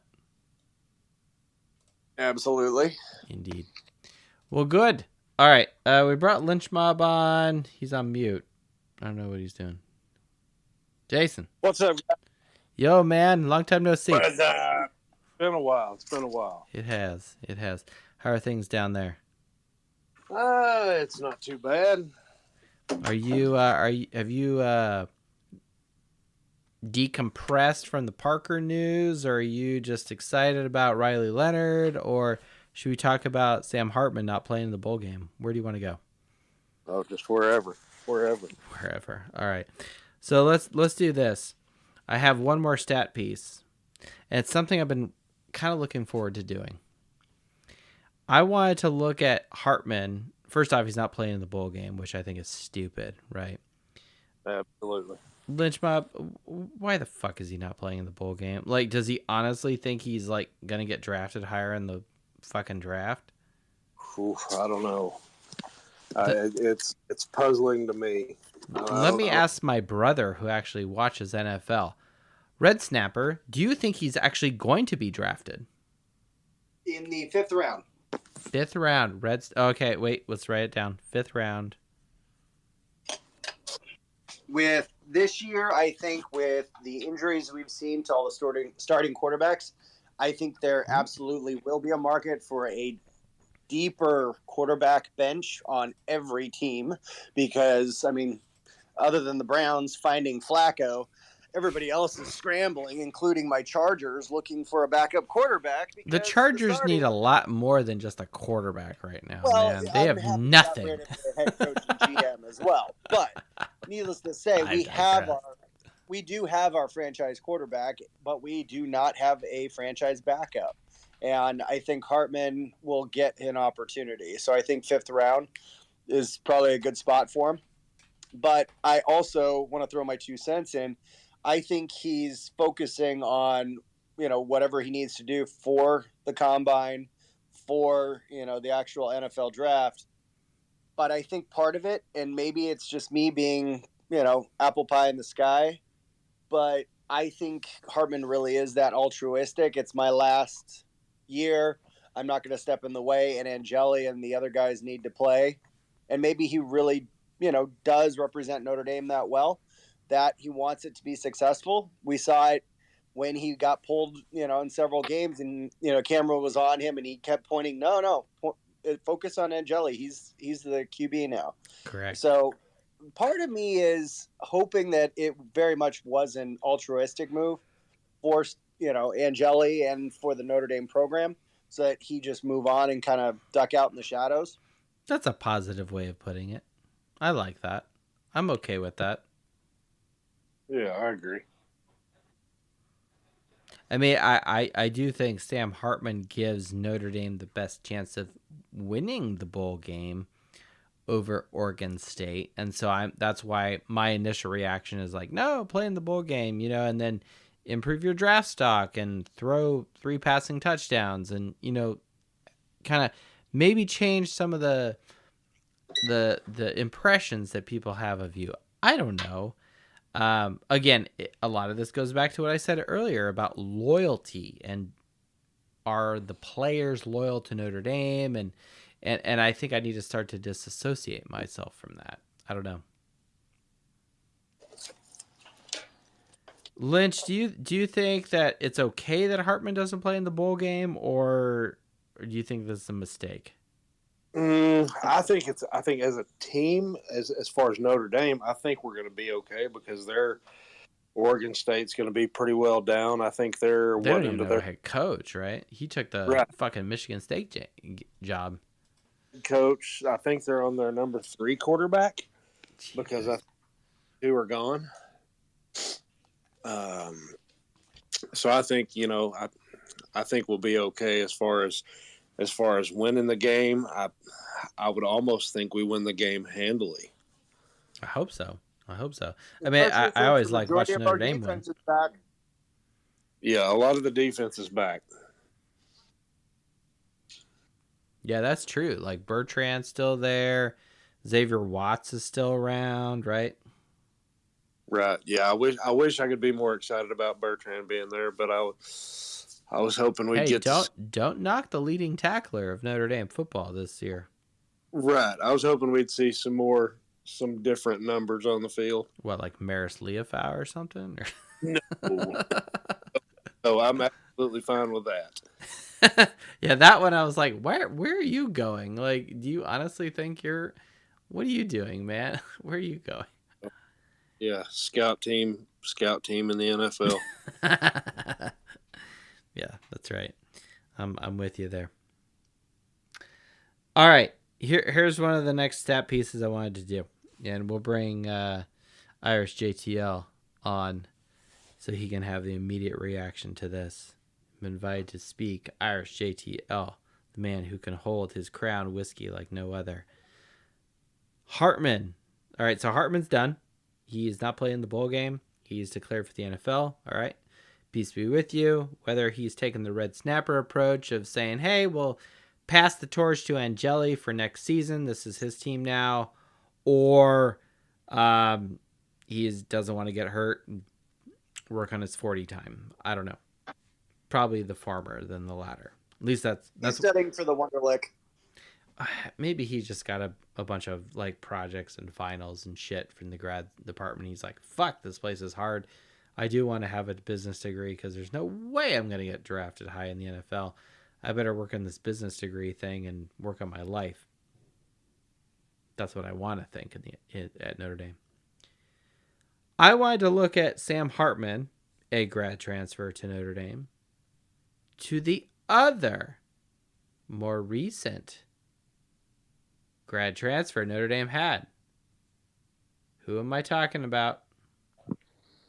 Cone. Jack Cone. Amen. All right. It is suspiciously close when you look at this. Completion percentage. Hartman versus Cone in the one season they were at Notre Dame. Cone, 65%. Hartman, 63%. Yards per completion. Hartman, 14. Cone, 12.5. All right. Touchdown to attempt ratio or attempts per touchdown. Hartman threw a touchdown every 12.5 times he threw the ball. Cone every 15 times he threw the ball. So it's pretty decent. Touchdowns per game. Hartman, 2 flat. Cone, 1.9. Okay, touchdowns to interception ratio. Hartman, 3.0. Cone, 3.6. So Cone's better. Yards per game. Passing yard points. Hartman, 224. Cone, 242. Now, if we go to passer rating, which I don't really know how that's calculated, but let's just take it, assume positive intent. And this is not ESPN and their weird passer rating. This is actually CFB stats. Hartman, passer rating a 159.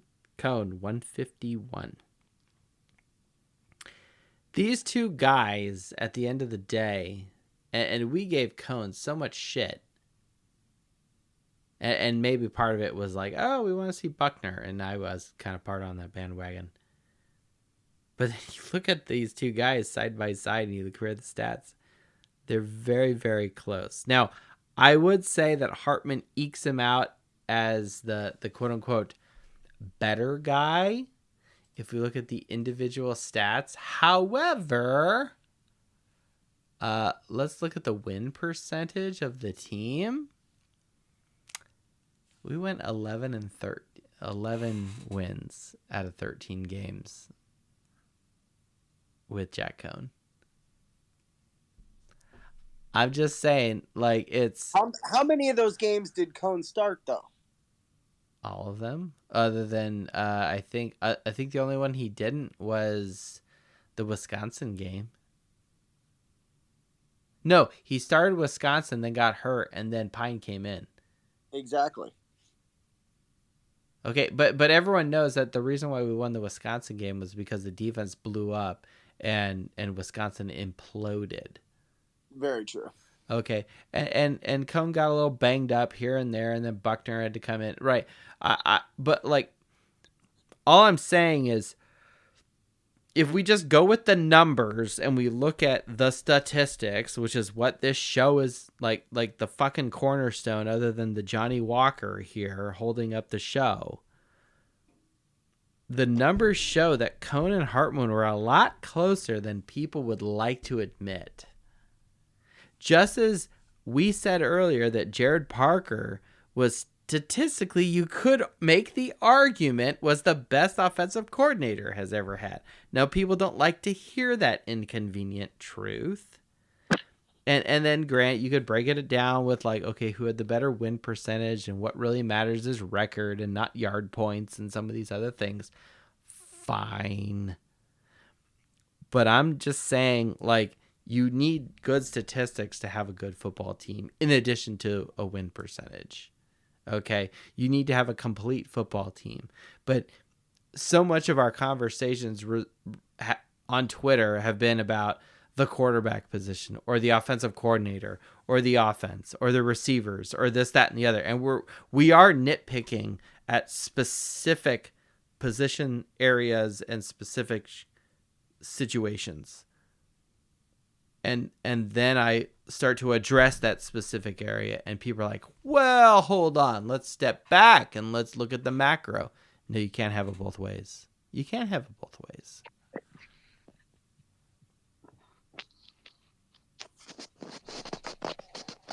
I've just made Red Snapper uncomfortable. He's pacing now. No, not at all. The only thing I'm going to look at, though, is at the end of the day, and this statistics, you can take it for what it is because the statistics over the year are going to evolve and change as teams get better, more cohesion within themselves. So you should see, is the operative word, a gradual increase to production to the end of the year. That being said, you also have different ebbs and flows as the evolution, RPO, as it's developed, West Coast offense, their involvement in the evolution of college football in general. All of that is kind of under the same umbrella. It's okay, every team has the same exposure and statistical significance to it. Fine. But at the end of the day, what is your win percentage? Did you win the game? Did you lose the game? Because I don't care how many stats you have. I don't care how many touchdowns you put up. I don't care how many, interceptions the defense has and turnover chain, whatever. At the end of the day, did you win the freaking game? And that ultimately is what fueled everybody's disdain for Parker. And it wasn't just we lost. It's the way we lost. It wasn't player malfunction 9 times out of 10. It was poor play calling. It was bad coaching with only having 10 people on the field. Now, mind you, that was on the defensive side, not the offensive side. Right. But the time of possession shouldn't have even allowed Ohio State to get there if we ran the fucking ball. I don't even look at time of possession. Like I may interrupt you just for a minute, Red Snapper. And because, go back to 2012. Number one, we weren't podcasting, but two, no one was looking at the statistics. No one was looking at the data. No one was comparing Notre Dame to all these other people, specifically Alabama going into that game. Everyone was looking at our win percentage. Everyone was like, we're undefeated. We're in Kelly's 3rd year. Every major coach at Notre Dame who's won a title won in their 3rd year. And then Manti Te'o is getting Heisman talk, a defensive player, and it's this manifest destiny, and we're Superman Golson doing, Superman dives to beat Pitt, and we shut down Denard Robinson, who has 5 fucking turnovers and all this other shit, and we go to Norman and we beat Oklahoma, and it's like all that matters, we just win, baby. And we go to that final game and we get destroyed. And if you step back and you look at the statistics, it's not even close to where Notre Dame was as a team. Granted, they had a good win percentage because of their great defense, and it was such a great defense in 2012. Okay, I will never take that away from Notre Dame. But all I'm saying is there has to be a balance somewhere between the win percentage and the statistics. And just like you need both of those, you need a good quarterback. You also need good players. You need good recruiting. You need good transfers probably now with all this NIL, transfer portal bullshit. You need everything to go your way. We cannot, as Notre Dame fans, if we want Notre Dame to be the best football team in the country, we have to be good, quite frankly, at everything. Agreed. And you're going to appreciate this, being a college basketball fan and loving March Madness like myself. The playoff going to a 12 team is going to emphasize the just win element of it, because everything you just said about finding out, strength of schedule, statistics, all of that playing into it, that's what the BCS tried to do. And that was we had conflict after conflict, this team's undefeated, 100% Florida State should have been put into the 4-team playoff this year. Oh gosh. And why they weren't, again, it's the mentality of, and I think this is where it makes a huge deal. It's where opinion overrides record. Right. And the fun of March Madness, an undefeated Power 5 team that won their conference didn't get in. Exactly. Such bullshit. And bullshit. ultimately, this is where the mentality of just win, why they're making it a 12 team, is I am very glad they're expanding the playoffs finally, which is stupid. They should have done that always. And they're like, we have a 10-year deal with who? There's no other entity. You can make up your fucking mind and say only teams get in the playoffs that wear pink, which is, this is just random, nonsense. Everyone's going to start wearing pink. Well, that's fine, right? Because it's Gaudete week, right? Third week of Advent. You see how I rolled that in there? Exactly, I like it. If you don't know what I'm talking about. But to finish my thought was, being a fan of March Madness, you get a team that statistically record doesn't have the mustard to stand up to Alabama versus Notre Dame 2012. Good example. Yep. But if you get a team that wins its way through, gets to its conference championship, knocks off the favorite, gets into the playoff, now all of a sudden they just keep winning and keep knocking people off. The same thing could be said for TCU last year. They destroyed Michigan and then fell flat on their ass. It's a fairly close game. They got smoked in that game. Oh my gosh. So what's the difference then between TCU, who clearly deserved to be there, versus Notre Dame in 2012, who also deserved to be there? Oh, I've never said that Notre Dame didn't deserve to be there. I've never ever said that, and never will I admit that. I'm just saying, we as Notre Dame fans walked into a death bucket thinking we were King Tut, and just like we're believing in manifest destiny that we would be great and that we would win. That's a coaching mistake. Well, clearly, but at the same time, I mean, Kelly was out there saying, like, sometimes the team that makes the most mistakes wins the game. Like, I don't know what that means, but I will say that as a more objective fan that I am now, looking at numbers, statistics, and data that actually can confuse me or mislead me, it's like, wow, look at this team with all these, high-ranking statistics, and wow, look at all these points they put up, right? Another thing that makes it really difficult, especially for some of these lower level bowl games, is like, how do you keep track of the contribution of players who contribute to, say, your touchdowns or your yard points or whatever you want to say, who then transfer out or who are no longer with your program or declare earlier for the NFL? How do you account for that? Like, exactly. What a shitty math problem they just gave me. It was already hard enough to pick teams. And I'm trying to do it in a logical, mathematical way and be very unbiased and very unemotional about it. And now it's even harder when, like, the people that are on the field that are actually putting up the points and doing the shit are declaring earlier or entering the portal. Like, that's dog shit. And I've seen on Twitter and other places, I've read articles about, well, maybe the NCAA NCAA is just like drunk and disorderly and doesn't even know what the fuck they're doing, because they're like, well, we got to put in this transfer portal deadline by a certain date, but then that fucking deadline is before all the bowl games are up. It's like, well, of course they're going to transfer before the bowl games. And so now on one end of your ass, you're saying, oh, well, the bowl games matter. We really value them because it generates cash and people like, write, checks in their bank account. Or, oh no, like you can't have it both ways. And so the NCAA is stupid. They've mishandled NIL. They've mishandled this transfer portal thing.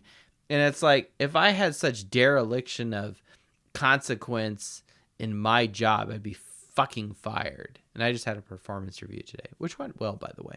But that being said, it's like, I don't understand how these people, and maybe it's because there's a monopoly on the whole thing and that there's no other entity, so they can be as stupid as they want with the whole thing, regardless of the nonsense that they're creating. So anyway, I just feel like I'm getting negative.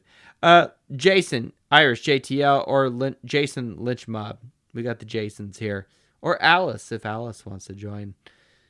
Jump on, anyone. I am done with my score sheet, my stat sheet, and all my notes. All right. Yo. How you guys doing? Doing great, man. How are you? Are you getting season tickets next year, Jason? I'm getting 4.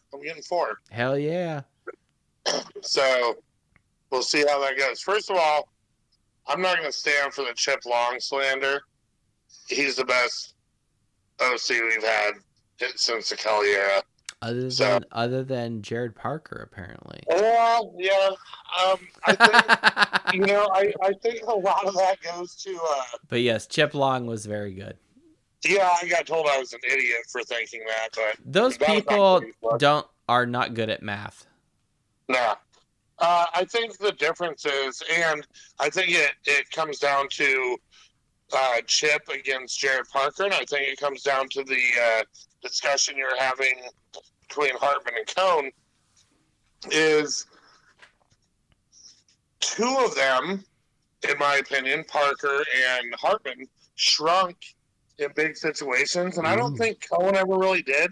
No. I don't think Chip ever really did. I think they made the most of what they had, even in the big time moment.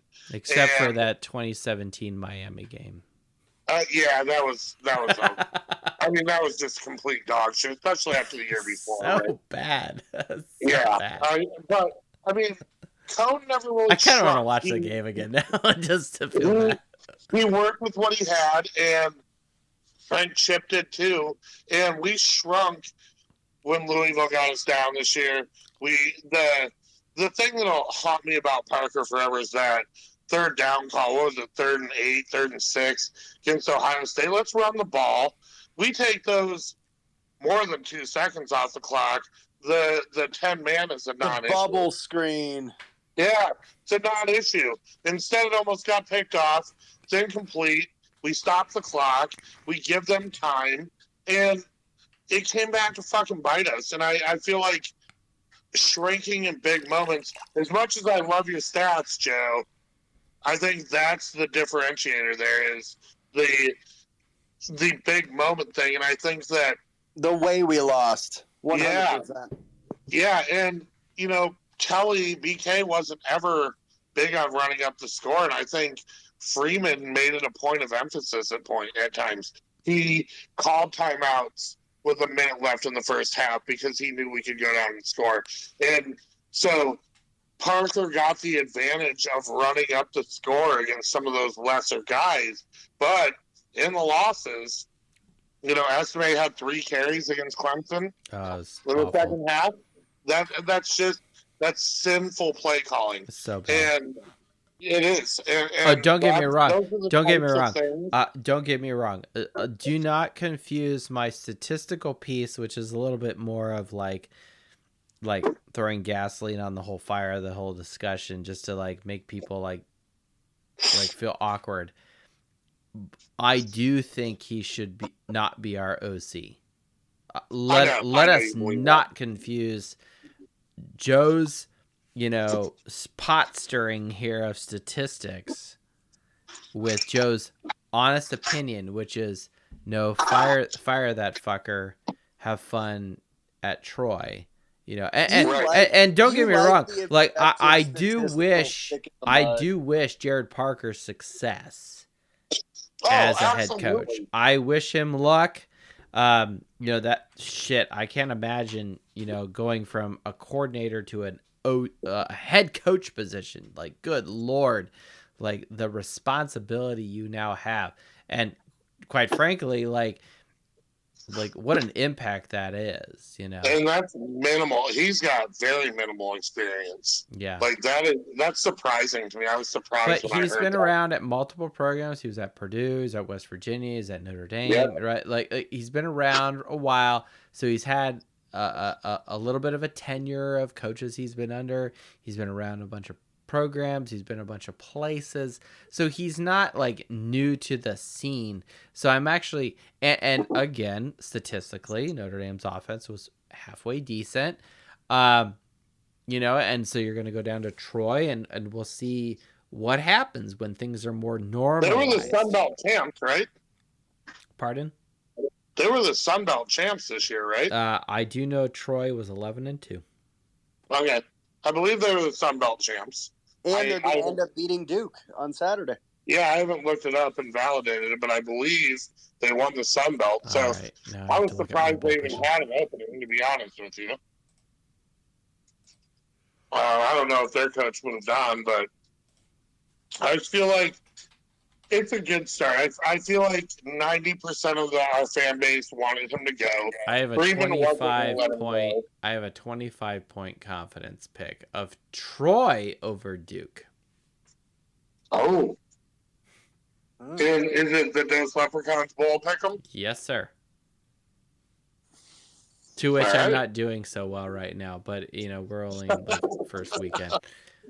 I lost 4 games in a row. Well, like fucking Boise State, they were up at half over UCLA, and it sucks just because Boise State is my second favorite team, right? Like if Notre Dame football didn't exist, I've already told the doc this. She already knows this. I'd probably be doing a Boise State podcast. That's a very contentious subject in my house between me, my 10-year-old, my 9-year-old. What's wrong with Boise State? I don't know. I've never really thought about it, so it's interesting that you've thought about it. I don't know who I have made a conscientious decision, firmly planted the flag in Boise State territory, where I'm pretty sure underneath my fucking Christmas tree right now is a Boise State hoodie that I put into my family's Elfster, Secret Santa thing. I was like, no, I want a fucking Boise State hoodie. This is the one I want. It's going on the wish list, and if someone gets it for me, thank you, Secret Santa.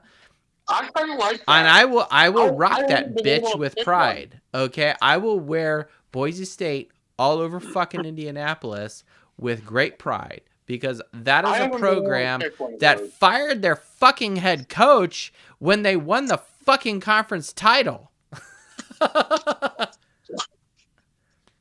Yeah, I haven't been able to pick one of those. I always wanted to be a lawyer at Tulane and play baseball, so maybe there. But I've never had one of those. I've never picked one. I don't know. Now, I will, let me back up. A lot of it has to go with the Statue of Liberty play and that whole Peterson era. Beautiful. And who scored that game-winning touchdown? Ian Johnson. Did he? Ian Johnson went to my high school. He was a year behind me. He was a junior when I was a senior. And I used to, according to the experts, so going back to the 12 I used to block for that guy. Yeah, they had no chance that year, remember? Boise State was going to get annihilated. Oklahoma was going to Run them over. Nope. That's why the 12 team is intriguing. And we watched the last 2 minutes of that game. We in a watched that hotel game. room. I remember we were in fucking Utah watching that. We that was the last time we went skiing. Like we were at and it was funny. I was actually looking at ski resorts today, just out of the shits and giggles. Yeah, we watched that game live, and we were like, "What the fuck?" You know, like, this is great. And then, and seeing that live, see that Boise State didn't give a shit that they were literally putting everything out there to beat Oklahoma. And Oklahoma was like, you know, looking at them like their little brother or whatever, and then they shocked the world with them. You know, and don't forget the Statue of Liberty play was 2 plays after they ran a hook and ladder. They did a hook and ladder. Yeah, for real. Yeah. But what's funny is everyone remembers like kind of the gimmicky shit from the end of the game to win the game. And Boise State was up early in that game, and how did they do that? Power fucking running. Yeah, Boise State was legit for a long time, and they didn't deserve the disrespect. And it was great to see, and it's a good indicator of, you know, most of the time the best team is going to win in college football. I think we know that. And I would argue that Boise State was one of the best teams in that era. And it's a shame. It's an absolute shame that their prominence, their success, their win percentage, their dominance was squandered and squashed by the fucking BCS system. It's absolutely terrible. It's atrocious. And I will also be the first to admit, which won't make Notre Dame fans happy, but Red Snapper will agree with me, that it's the same fucking system that robbed USC of a deserved national title run in, 2004? When they were like it was, what was it? It was like LSU, Oklahoma, and USC, or it was some weird bullshit. They've never deserved anything. But that USC team was really good, and it's like, I don't like USC. I hate them, but at the same time, it's like, it's not them that's flawed. It's the system that's flawed. Okay, where you had this like 3-way tie bullshit, and you're just like, well, what are we gonna do? You know, and it's like they threw darts at a dartboard. It's so bad, and so now, at least with playoff expansion, hopefully they'll encourage players to not transfer, not declare earlier for the draft. They'll keep teams more intact a little bit, and it will allow a team like a Boise State of yore or a Liberty of now. Like if Liberty. Signing day back. We don't have to rush. Please move signing day back to after the fucking bowl games. Like, yeah, can we just move the transfer portal opening back? Let's at least give it a shot. I'm with you. We know it's happening. Kids want to leave. I don't blame some of them. I really don't. And I'm with you. No, we started the beginning of this podcast talking about like disassociating our quote unquote loyalty to these players and coaches or whatever, and just saying, look, it's more like free agency in the pros. It is. But for the love of fuck, the NCAA is so inept. And here's the problem, though. The solution seems so easy. The NCAA is going to die, but it's not going to be the way we want it to. It's going to come down to ESPN and Fox appointing a commissioner, and we're going to end up with 2 mega conferences. ESPN already controls most of it, and it's not going to go the way we want it to. Which is really Mickey Mouse that's controlling half of it, but you know. You're 100% right. It's Sinclair and Mickey Mouse. Who owns Fox? I don't know. But what do you do? I mean, like, we know that's happening, and the NCAA is inept. They're fucking terrible. And I wanted to go back to one thing. This was way earlier in the show. Lou Holtz left on his own accord. He had a lifetime contract with Notre Dame, actually, when he left in '96. And he decided to leave. I think Lou's always been pretty self-aware. and realized the game as it was had passed them by. And I think Notre Dame kind of got on the academic holier than thou thing at that point. But I want to say this. I love Lou. He delivered a lot of good things to Notre Dame. He left 2 natties on the table. Mm-hmm. And we would have crucified BK for leaving 2 natties on the table had he had the opportunity. But Lou gets a pass because he got 1. But he should have got 3. Oh, I agree. Between 1992 and 1993. 89, 92, 93. 89. The only one I may argue with was 89 just because Miami had revenge and they did own us in that game in 89. Now 92 we lost a bullshit game to Stanford, and then, of course 93 everyone knows what happens there. But I'm with you there, man. Like with Holtz, it was just a different era of Notre Dame football, and here we are today. And I just wish we were running the football more. Well, the Holtz era, especially for, you said you were born in 84, which, yes, sir. Yeah, I was in 79. So the Holtz era is nostalgic, especially for kids that were born, 90. They're like, oh, Holtz won us a title. He absolutely did. He absolutely left 2 on the table, at least 2. And I love the guy, and he's very self-aware, but he left 2 titles on the table, and we have to embrace what he did, but also 93 is unacceptable, to be honest with you. I hate Tom Coughlin and Glenn Foley my entire life because of them, but you got to get up to win that game. All you got to do is to win that game.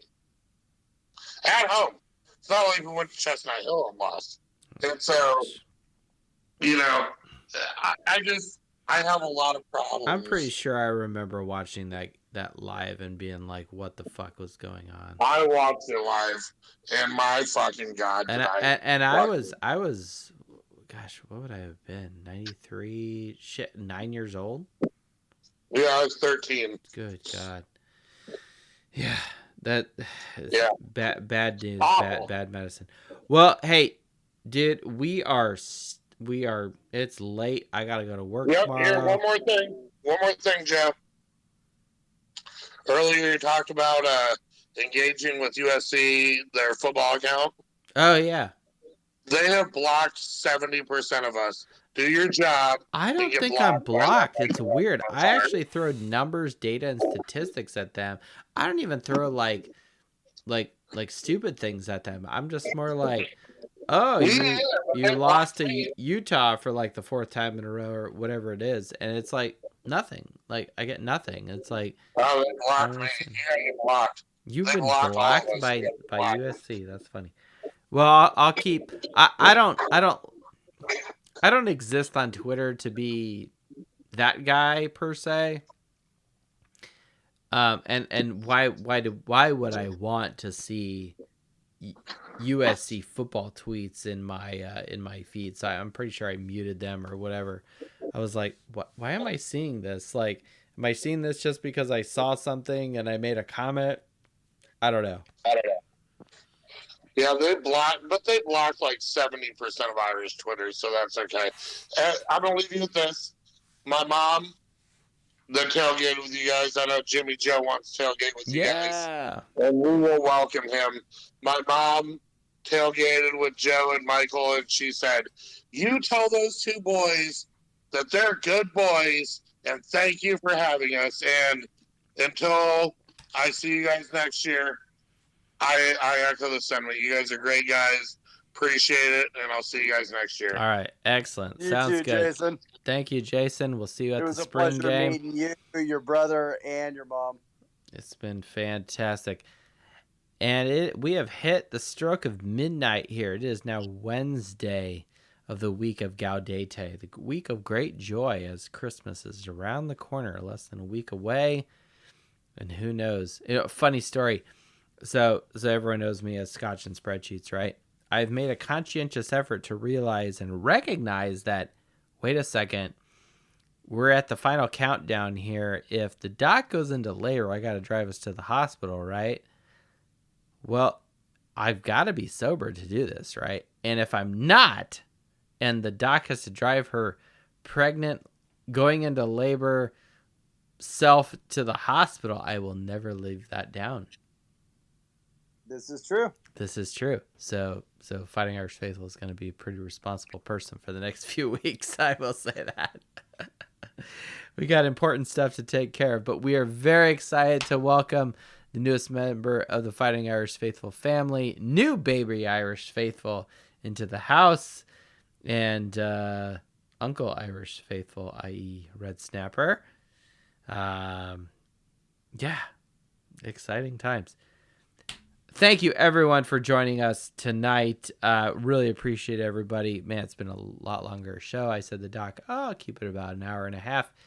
We're almost 2.5 hours, so there we go. You're welcome. Thank you, everyone, for joining us. This is the Fighting Irish Faithful show. Red Snapper, what kind of music should we go out with? We started with some Hoosiers Pivot, because this is the bowl game pivot for our football team. I don't know. Do we want to go without some... you know what? Here, this is what we're going to go out with. Figured it out.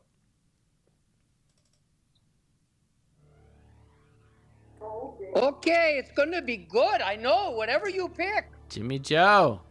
Oh, yeah, I listened to the whole thing. Wonderful.